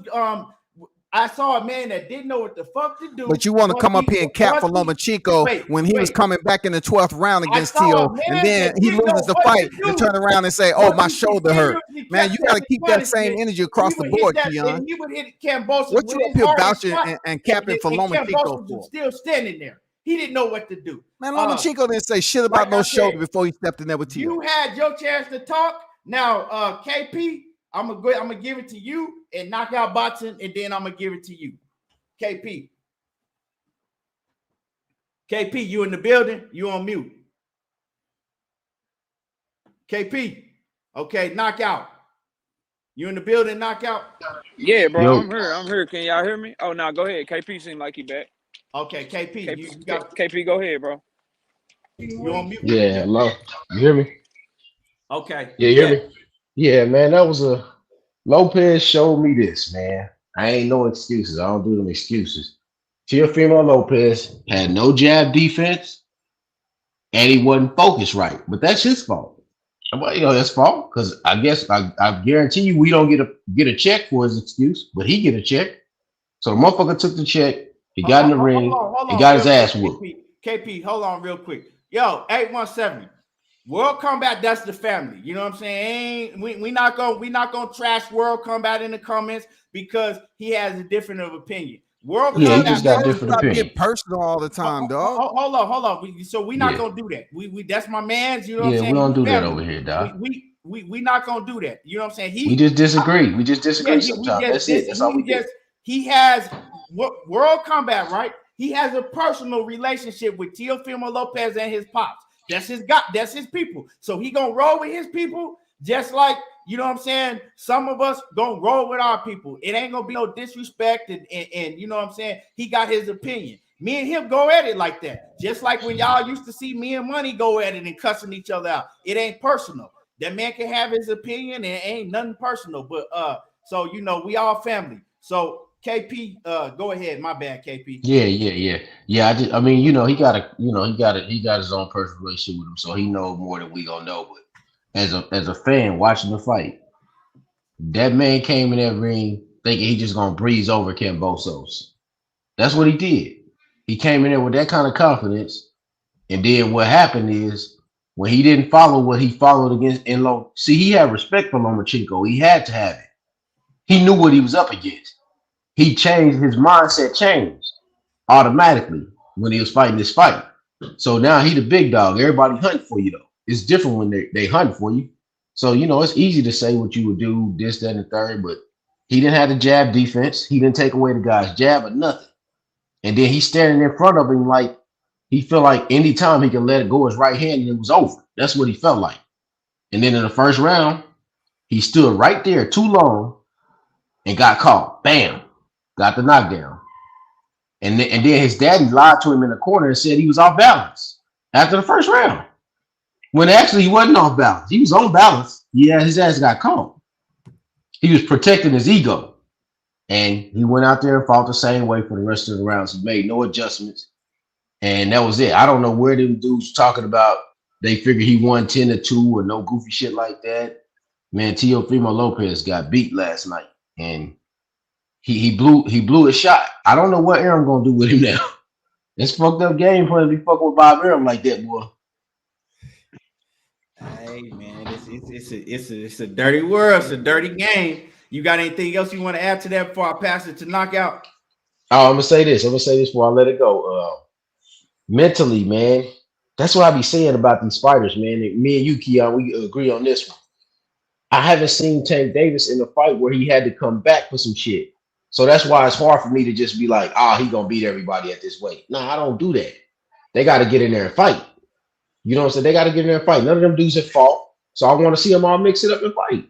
The only one that I can see whose mentality is right that's at 35 right now is Devin Haney. The mentality. I'm saying the mentality. That don't mean he'll win, but his mind seems to be right and Right. clear bullshit. Them other guys got a lot of shit going on. Facts. And the only other guy that's close to their weight is Shakur Stevenson. That's like that. And then that's it. I'm done.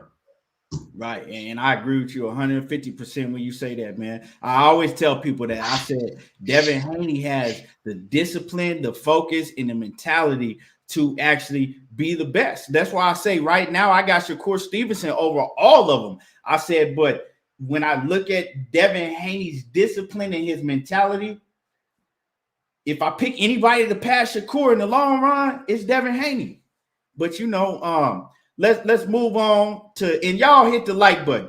Smash the like button and sub to the channel if you're not already a sub to the channel. Smash the like button and sub to the channel if you're not already a sub. We come on every day.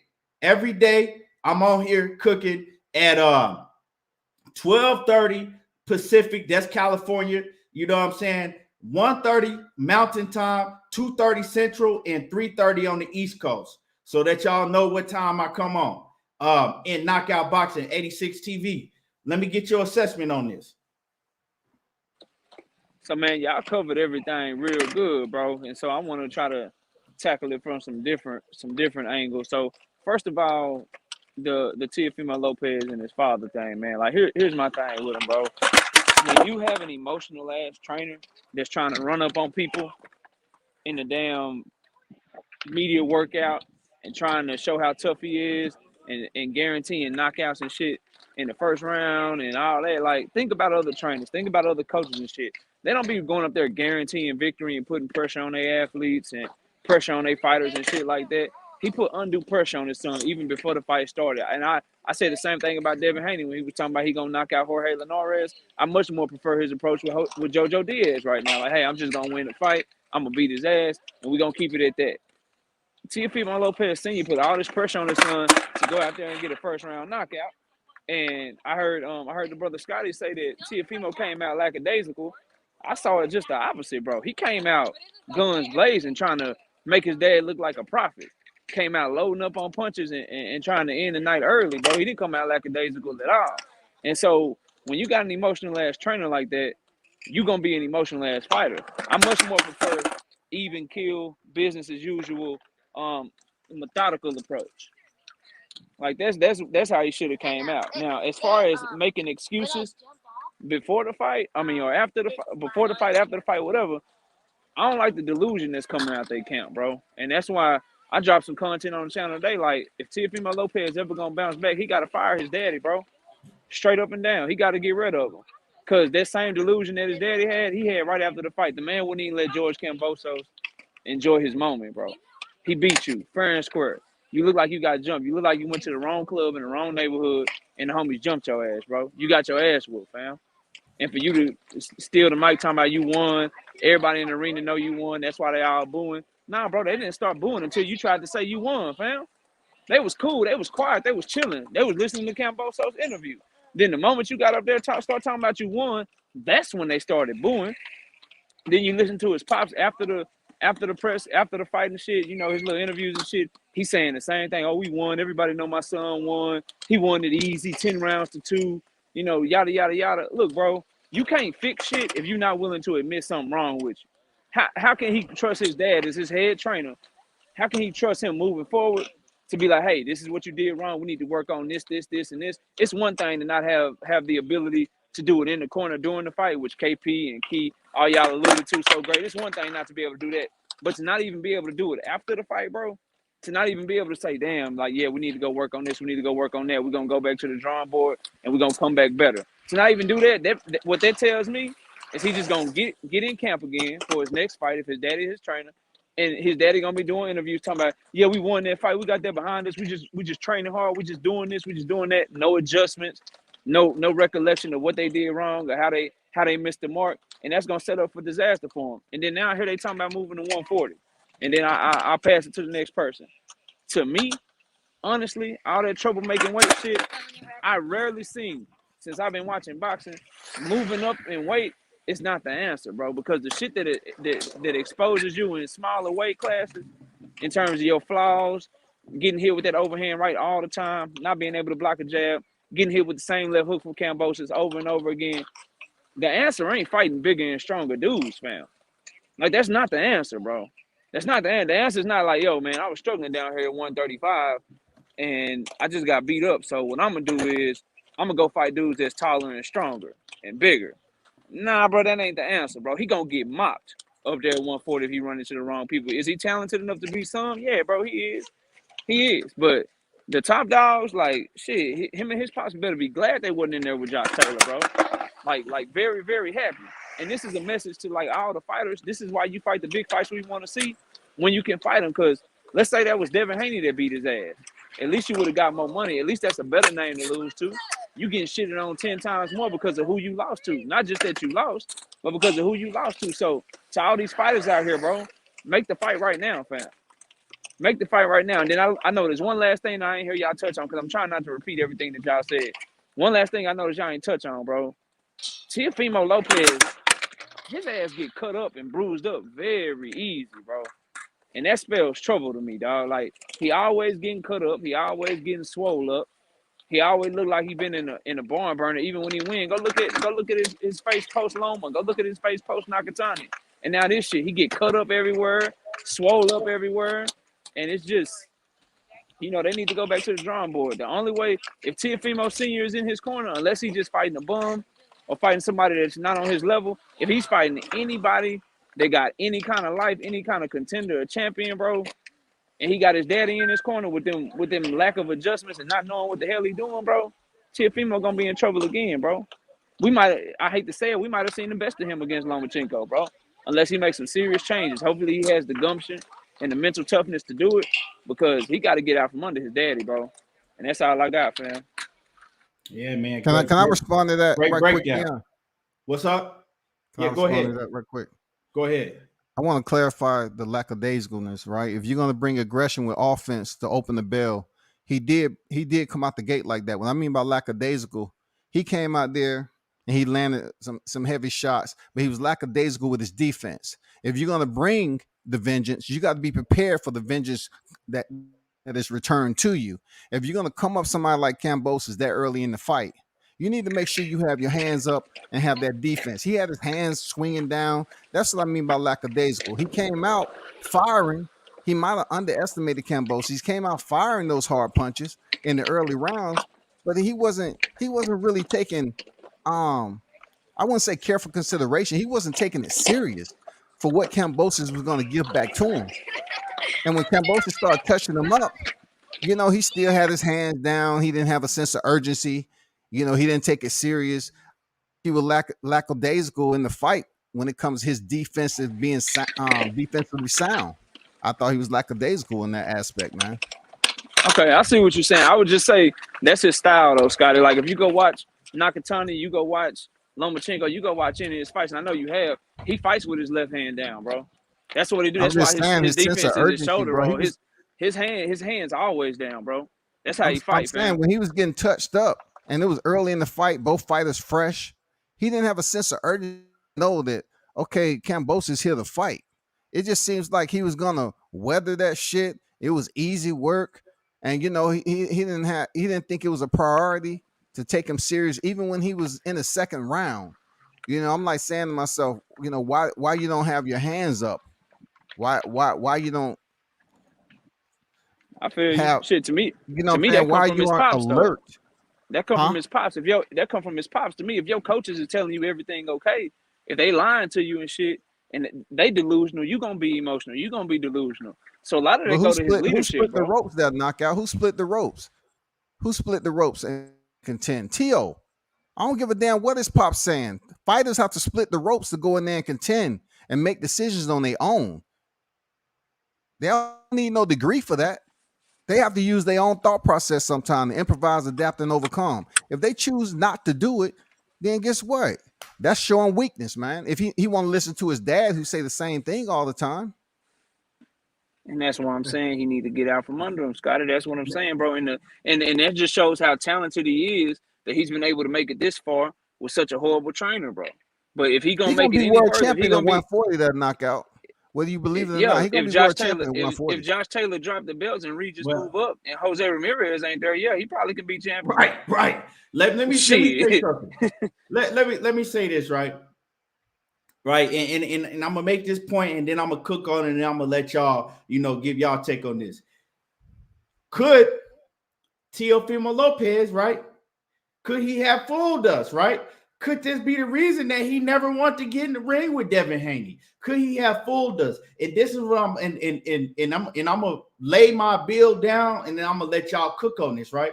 So if you go back when he fought Comey is a fighter that's going, you know what I'm saying? He gonna throw with you. Like, he gonna stand right there. He not gonna try to outbox you. Comey is a fighter. You either gonna get him up out of there, he gonna get you up out of there, right? You go back to the Comey fight. They both threw, I think it was hooks at the same time.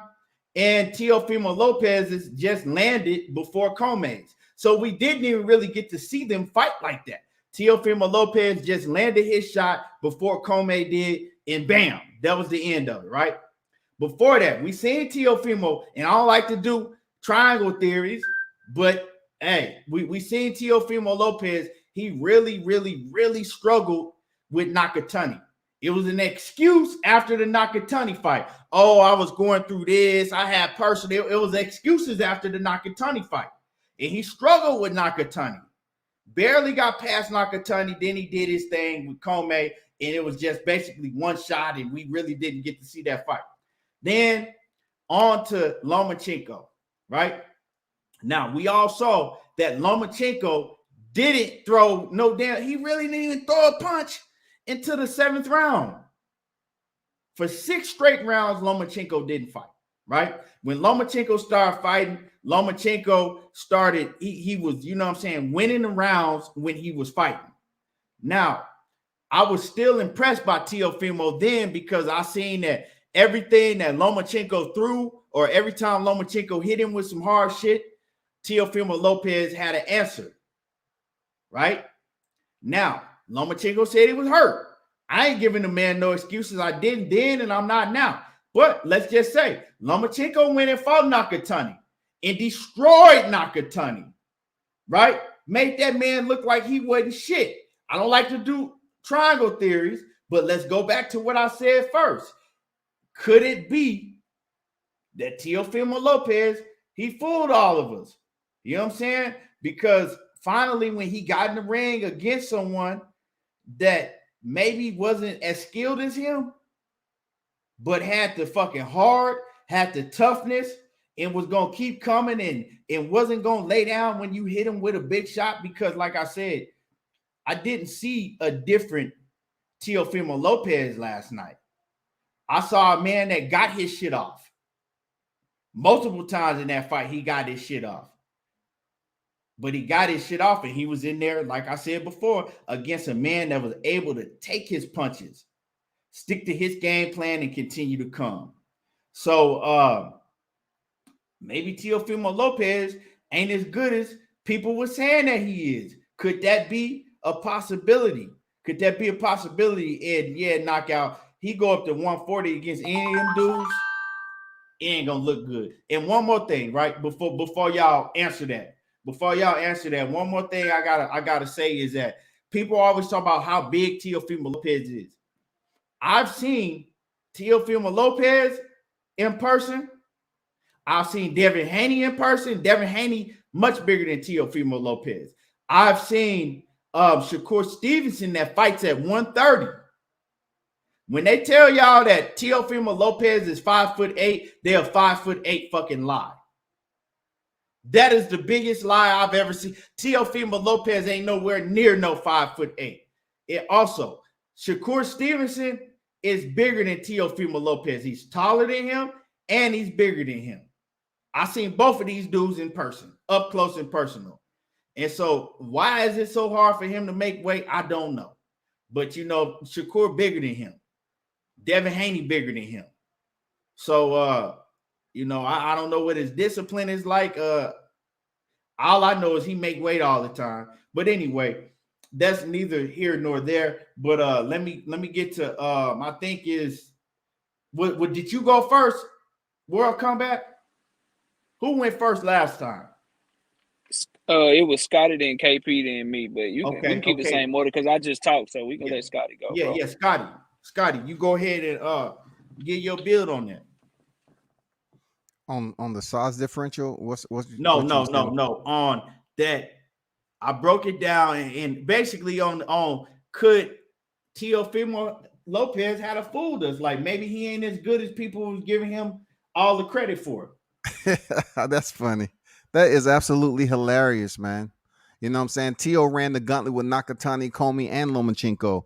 Lomachenko, last time I checked, was top pound for on the top two when Tio defeated him. You know, so of course people are gonna just cascade over that and say, you know what, it's irrelevant now on what he was able to accomplish to get the belts. But yet we say one loss don't define, but then you have people up here acting like it does. You know what I'm saying? One loss doesn't define a fighter. Though he was bloody, you know, he was wearing the crimson mask up there. Absolutely. He looked bad. But it's one freaking loss, man. So he's young in the game. He can come back. He's going to be world champion in 140. It doesn't matter who he fights. It's all about his team getting together to carefully plan when he fights. When is he going to fight these particular people? If they're going to move up to 140, be very selective on who you pick out the gate. You know what I'm saying? And we all know as boxing fanatics or whatever that sometimes when boxers don't have to cut weight, they feel much better. We don't know. We don't know exactly. You know, we're not physicians when it comes down to it. On why Teofimo is having problems with cutting weight. Everybody's body is different. So, Keon, when you say all fighters, you can't put all fighters into the equation when it comes to cutting weight. Everybody's body is different. We don't know how they're eating. We don't know what their nutrition's like. We don't know any of that.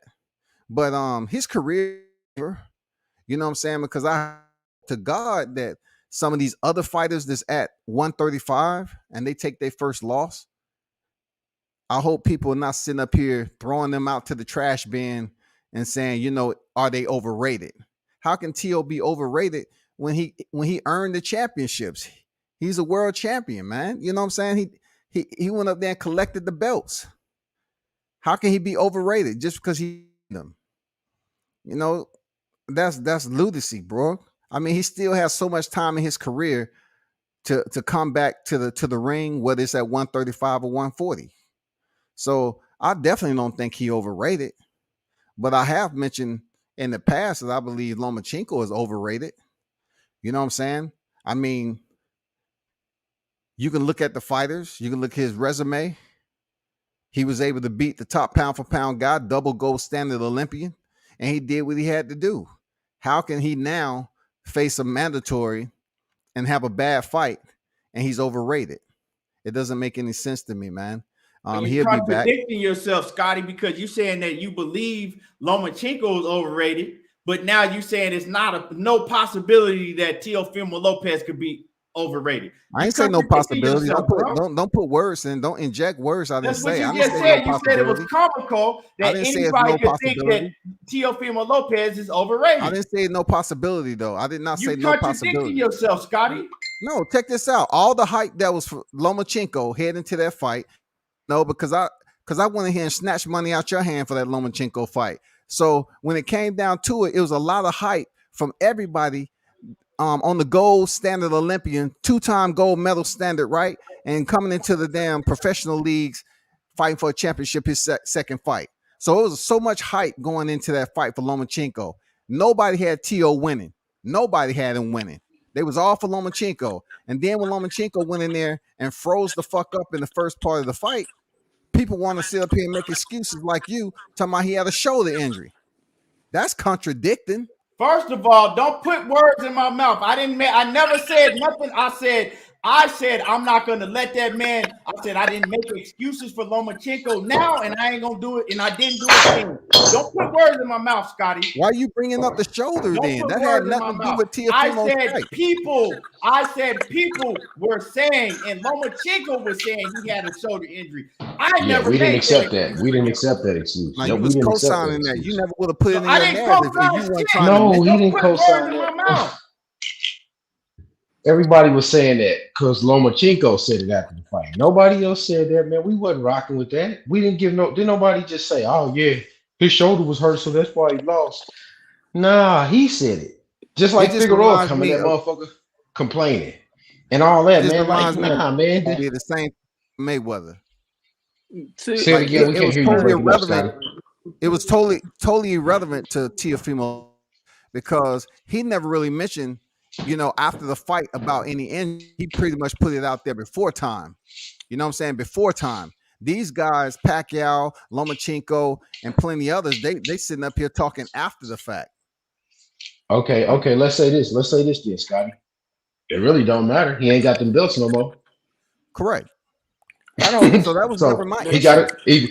Either he just go get the belts, or he fight Devin Haney, or he fight Tank Davis, or somebody like that.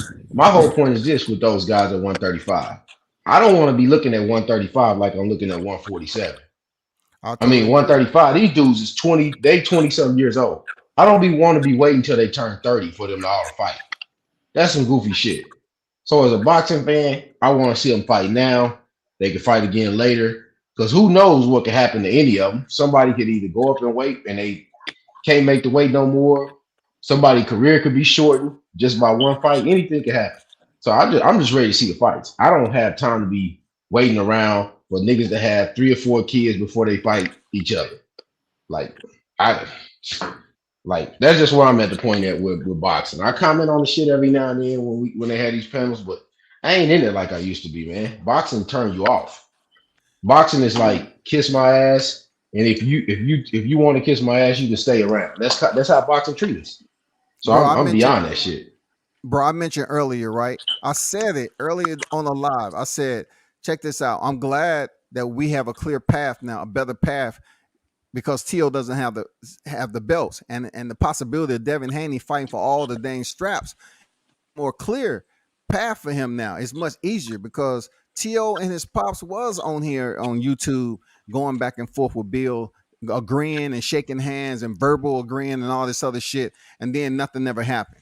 I even said now that Kambosos is going to Vegas to call out Devin Haney, it seems like it's the clouds has parted, and we don't have that damn omen hovering over the lightweight division that we'll never be able to see the fight for all the titles, because people always been saying, okay, Devin Haney has the WBC. And even myself, I started to think, I say now I want to see T.O. fight Devin Haney for all the straps at lightweight. I want to see it after he finished Kambosos, and if Devin Haney he finished JoJo, that fight has to happen, or else T.O. is going to be considered a duck. Period. I said that. So now that Kambosos have the title, I don't want to see T.O. and Kambosos again. If he having problems making weight, go up to 140. I don't want to hear that choir no more. I would rather see Devin Haney and Kambosos fight, to be honest. Man, Teofimo Lopez not an overrated fighter. He's just a fighter that got big headed.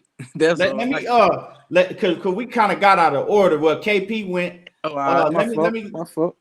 You know you good, but let me let Knockout. You know what I'm saying? Let me get his assessment. Yeah, bro. So overrated. Out The of question what is, I said, I know we kind of got off I the subject. know what your Yeah. question was, bro. I asked the question. You know what I'm saying? So go. Yeah, I got you. I know what your question was. So, was he overrated? Did we overrate him? Is the thing we attempting to answer. So, my answer that would be, yes and no. I say no because you could see even in the fight with Kambosos where he got his ass beat, he was clearly the faster fighter. He was clearly more explosive. He clearly had more power. And when he landed this shit, he rocked Kambosos. Like Kambosos just stood it up, bro, and he took them shots, but Teofimo was rocking his ass, even with all that we say going on, bro. Even everything I said about his father, how you need to get him from being his trainer. And that ain't to say fire your father altogether. He more of a cheerleader, bro. He's somebody, he your pops, you get him some front row tickets, bro. All the shit that he was saying in the corner, he could say that shit from the front row. And that it'll be a good job of being a fan, but a horrible job of being a trainer. So was he overrated? I'm going to say no. Because of the talent level, he does have a high talent level. He's a former Olympian. That shit is to be respected. But the yes part of that is this boogeyman that a lot of Teofimo Lopez fans were saying would knock out Tank Davis, would beat Devin Haney. Like, this is no disrespect to George Kambosos, but those fighters are much more skilled than him. And if they can get off on Teo, or if Kambosos could get off on Teo, I should say, then who am I to think that those fighters can't get off on Teo? And it ain't just Jose Ramirez and Josh Taylor and Regis Prograis that Teo would have problems with. Look at a slick boxer with some good pop like Montana Love. Shit, are we sure he could take that left hand, that straight left hand from the southpaw stance from Zepeda? Are we so sure he can take that shit? What about Mario Barrios, who got a good chin and a nice jab? Teo can't get out the way of a goddamn jab. So it's a lot of questions. And I don't think we can say two things that are completely different at the same time. We can't in one breath say Teofimo Lopez is going to be world champion at 140 again. He going to be all right. He going to do this. He going to do that. But then in the very next breath say, well, they got to strategically pick and strategically move him up to 140. Depending on, like, to me, that ain't somebody that's ready to go be champion again. He got to get moved correctly. He got to shore up some shit in his team. And he got to take a hard look in the mirror, bro. Like, this shit right here, like, boxing is mental too, y'all. Like, it's hard to come back from shit like this, bro. It's hard to come back from this because you put a lot of pressure on yourself and you put a lot of onus into this high level of confidence. And now boxing, people watch film, bro. Everybody's gonna go back when they get ready to fight Teofimo Lopez. They're gonna turn on the Kambosos fight.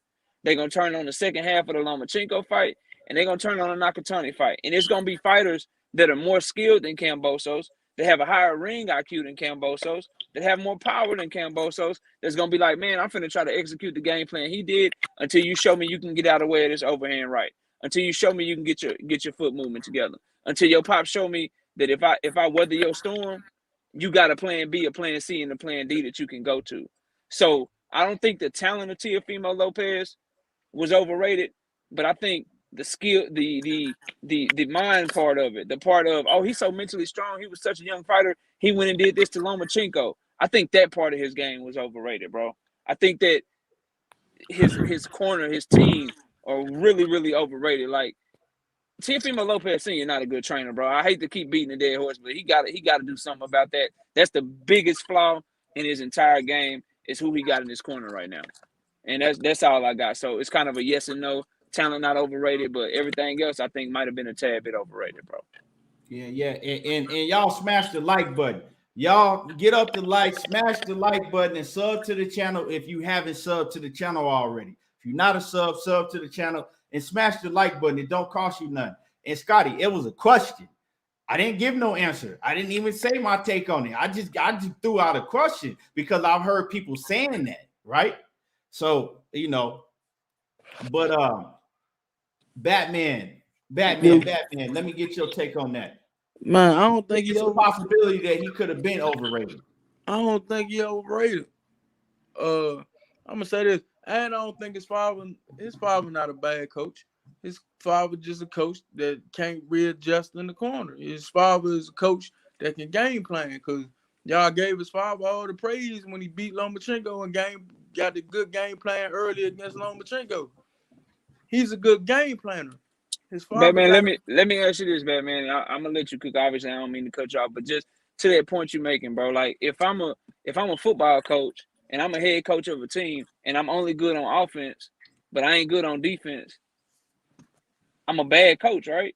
So if I'm a trainer for a boxer, if I'm only good at game planning, but I can't make any in-ring adjustments, I don't know how to do what I'm doing when the fight starts. Don't that make me a bad coach? Just because I'm good at one thing, that make me a good coach.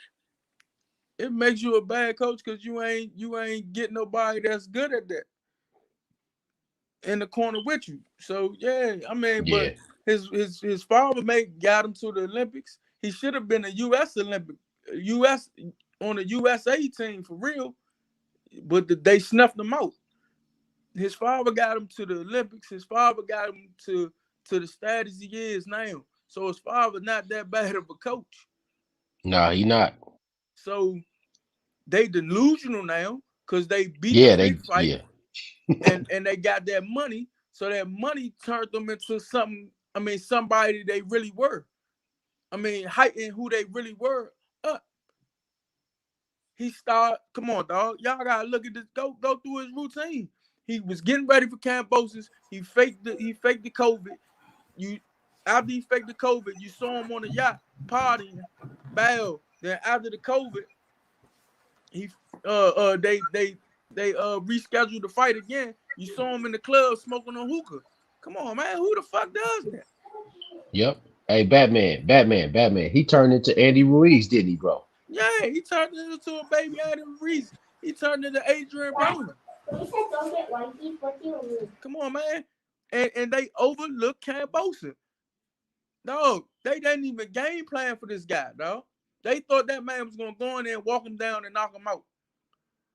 But if you look at Kambosos, he really got an amateur pedigree. He really got a pedigree. And I saw what he did.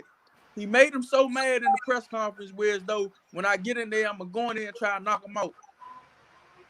What Kambosos did was trick him at his distance, at not being comfortable with the distance he was given. Bow, he had skipped back. Your man to throw them weak ass jabs he was throwing, and he wasn't comfortable with letting his right hand go like that. Then he was rushing. That's how he ran into that right hand. Beautiful right hand, man. I liked it there. He stepped it over with his head and everything. Off the line with the right hand. Look, man. The boy is good. He just need to readjust himself. He need to go back to who the fuck he was before he got the Lomachenko fight. Yeah, man. I want to say something right about his pops, bro. Like when Knockout say that his like you can't putting too much pressure on him. I think his pops is a big problem. You're gonna go out. I want you to go out here and destroy this kid. You know what I'm saying? You gotta destroy him, bro.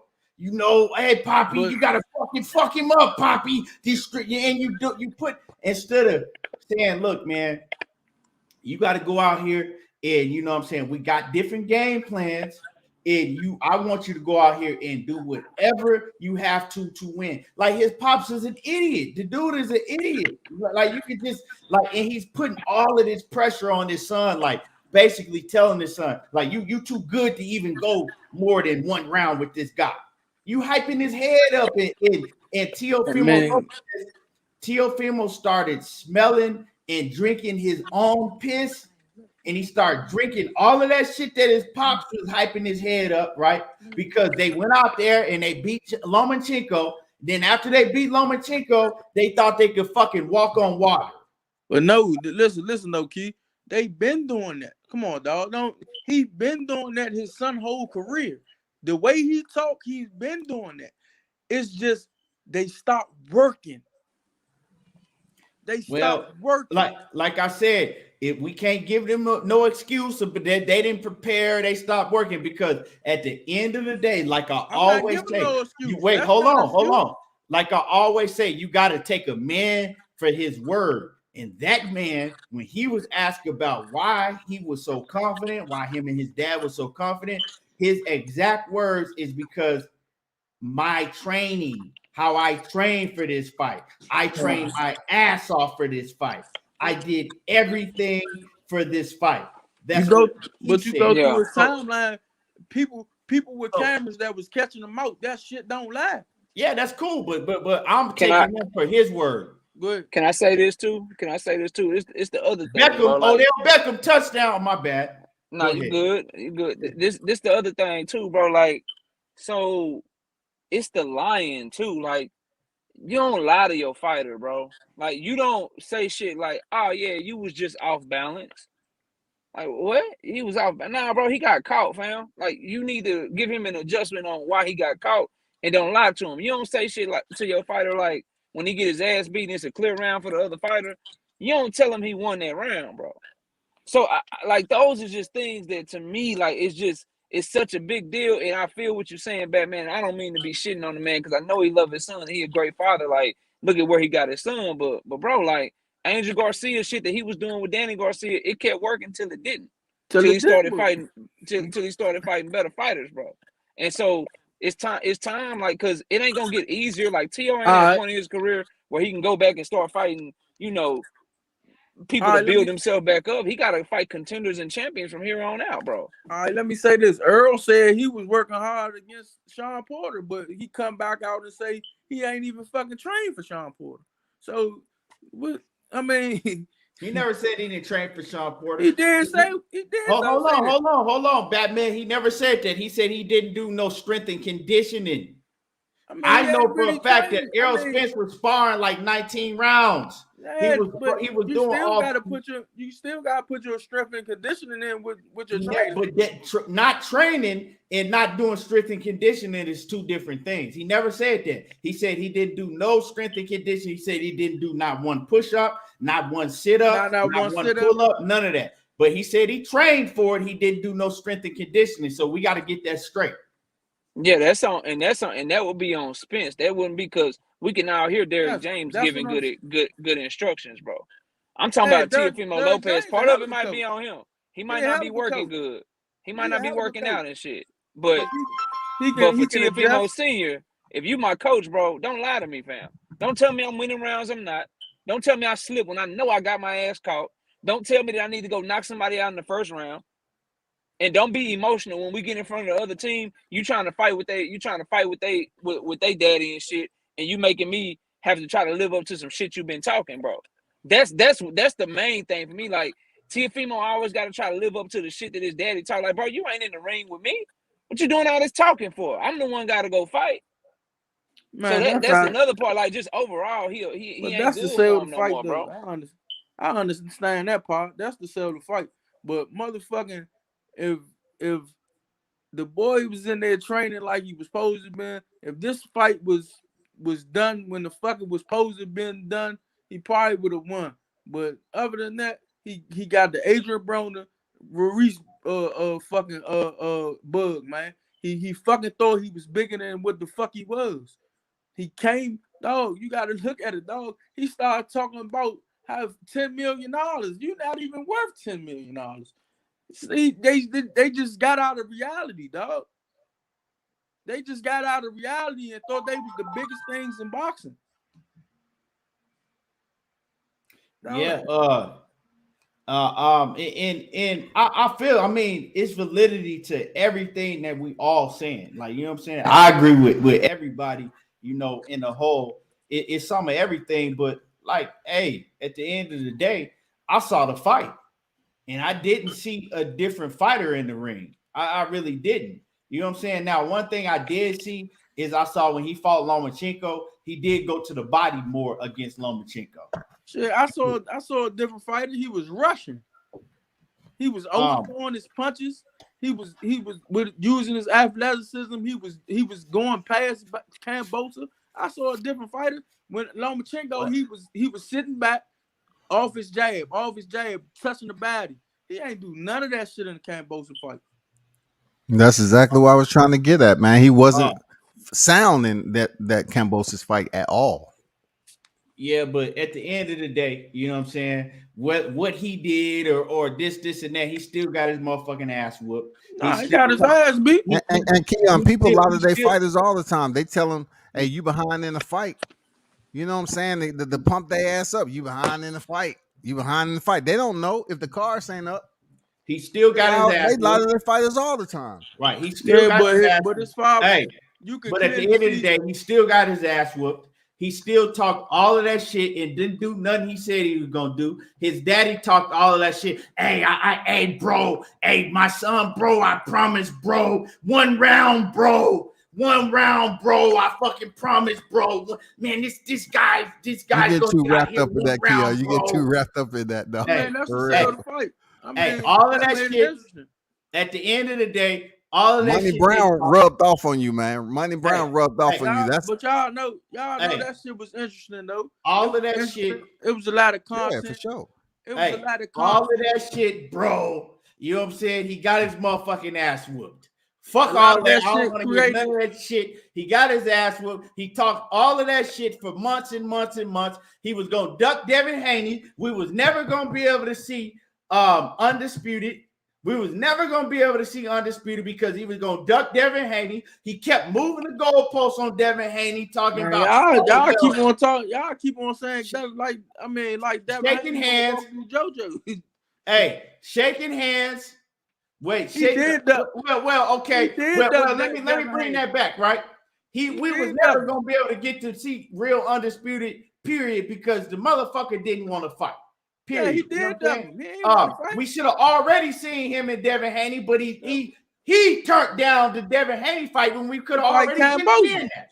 We already disputed. He Now turned down. Kambosos is undisputed. He turned down the. Kambosos is not undisputed. He's not undisputed. He's not undisputed. He's not You undisputed. can't be undisputed. Hey, y'all can say without what the these WBC fighters aren't. strap. As long as Mauricio keep on putting belts out there, But he's gonna go down as the unified not. undisputed with the franchise Listen, belt. He is not They're undisputed. not talking about it now, but they all right, will. They will. all right. He is not listen, undisputed. Never Scotty, has been. That's never why I will like be. Kambosos. Kambosos said he's not undisputed. Kambosos hasn't been around long enough. He hasn't experienced that championship. He probably don't even study boxing. It You know what I'm doesn't saying? matter. He may box, but he may not even How study. he There's no undisputed at Language 135. and it has is not changing. been. Language is changing in boxing.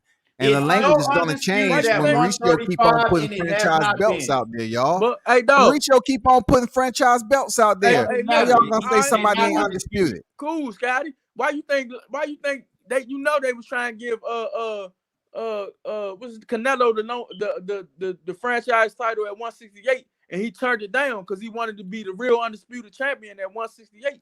He turned it down. He turned it down because there was no reason for him to use Well, it there, hold on. We Batman. ain't Goddamn, finna the do all title that was Canelo vacant. shit. The We title ain't- was we- vacant, Batman. No. Hey, Batman. No. We ain't finna get into that Canelo shit. I don't got time for that. We're not gonna get into all of that. I'm telling you, Canelo ain't. You know they offered Canelo the franchise. That's cool. We don't want to get into all of that. The bottom line is Teofimo Lopez won undisputed and George Kambosos ain't undisputed. That's it. And I mean, that's it. Devin Haney and Teofimo Lopez had a chance to fight for undisputed. And Teofimo Lopez, he said, nope. I have to. He lied to people and said that he had to defend his title against George Kambosos, and his promoter, like I said the other day, his promoter and the sanctioning body came out and said, nah, you know what I'm saying? Devin Haney a bigger fight. We'll let you go over there and get that smoke, and y'all can fight for undisputed, and then whoever win could fight George Kambosos afterwards. But he wanted to. He passed up the smoke with Devin Haney. But now that's why I'm glad, because whoever it is, whether it's Devin Haney or JoJo Diaz, whoever it is, George Kambosos, hey, he addressed it right after his fight. What you want to do after this? Well, he said, hey, I told Devin Haney I'm going to give him his shot, right? And we can fight for the real undisputed if he beats JoJo Diaz, and that's what I'm going to do. So salute to George Kambosos, right? We got a real champion that's looking like he's not going to duck no smoke. Now, we're going to hold George Kambosos to that. Let's make sure that George Kambosos keep that same energy, right? Let's make sure that, because we know some of these guys, they team get to talking in their ear and, well, you can do this and no. Let's hold him to that. So George Kambosos is showing that he a real solid dude. I hope he sticks to that. And we can finally get undisputed at 135, which we haven't got. And with all that said is, Devin Haney still got to go out and he still has to beat JoJo Diaz. You know what I'm saying? He still got to beat Joseph Diaz and get the job done, because like Batman said people acting like that shit is already done and over it. It ain't. He got a tough fight. He got a tough competitor to get past. But yeah, man, let me because I'm gonna have to get ready to wrap this up. We've been on here 2 hours and 40 minutes. let me get y'all closing words. Batman, let me get your closing words, and then Scotty, I want to get yours. Man, we just had, like I said, we just had a hell of a fucking week of boxing, man. Weekend of boxing, man. Hopefully, man, in the Devin Haney situation, we have another great weekend where we have a great fight. But you know what I'm saying? Kambosos, like you said, he's not undisputed until he get the belt off Devin Haney. I mean, I respect him for that. I respect him for keeping it real.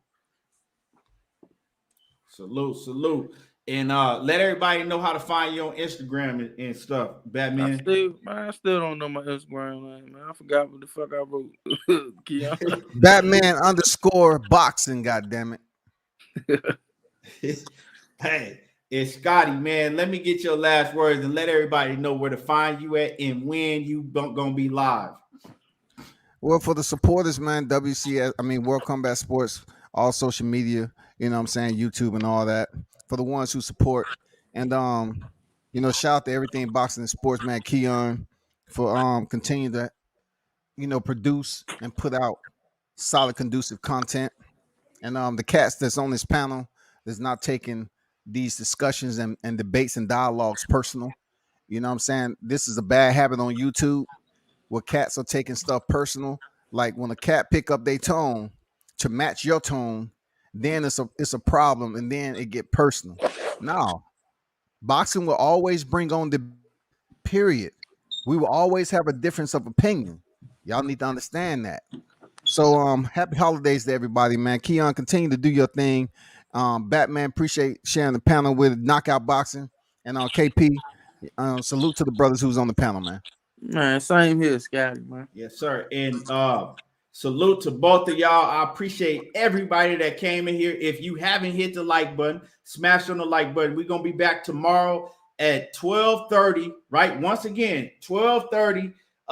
That is Pacific time, 1:30 Mountain time, 2:30 Central, and 3:30 East Coast time. Tomorrow we're gonna be talking. Let's talk about everybody now want to step up to the plate. We got Shakur want to move up in weight. We got motherfucking Ryan Garcia coming out of nowhere, and everybody now they want to fight George Kambosos now that he got the belt. So we're gonna talk about that, and we're gonna talk about more boxing news tomorrow, right?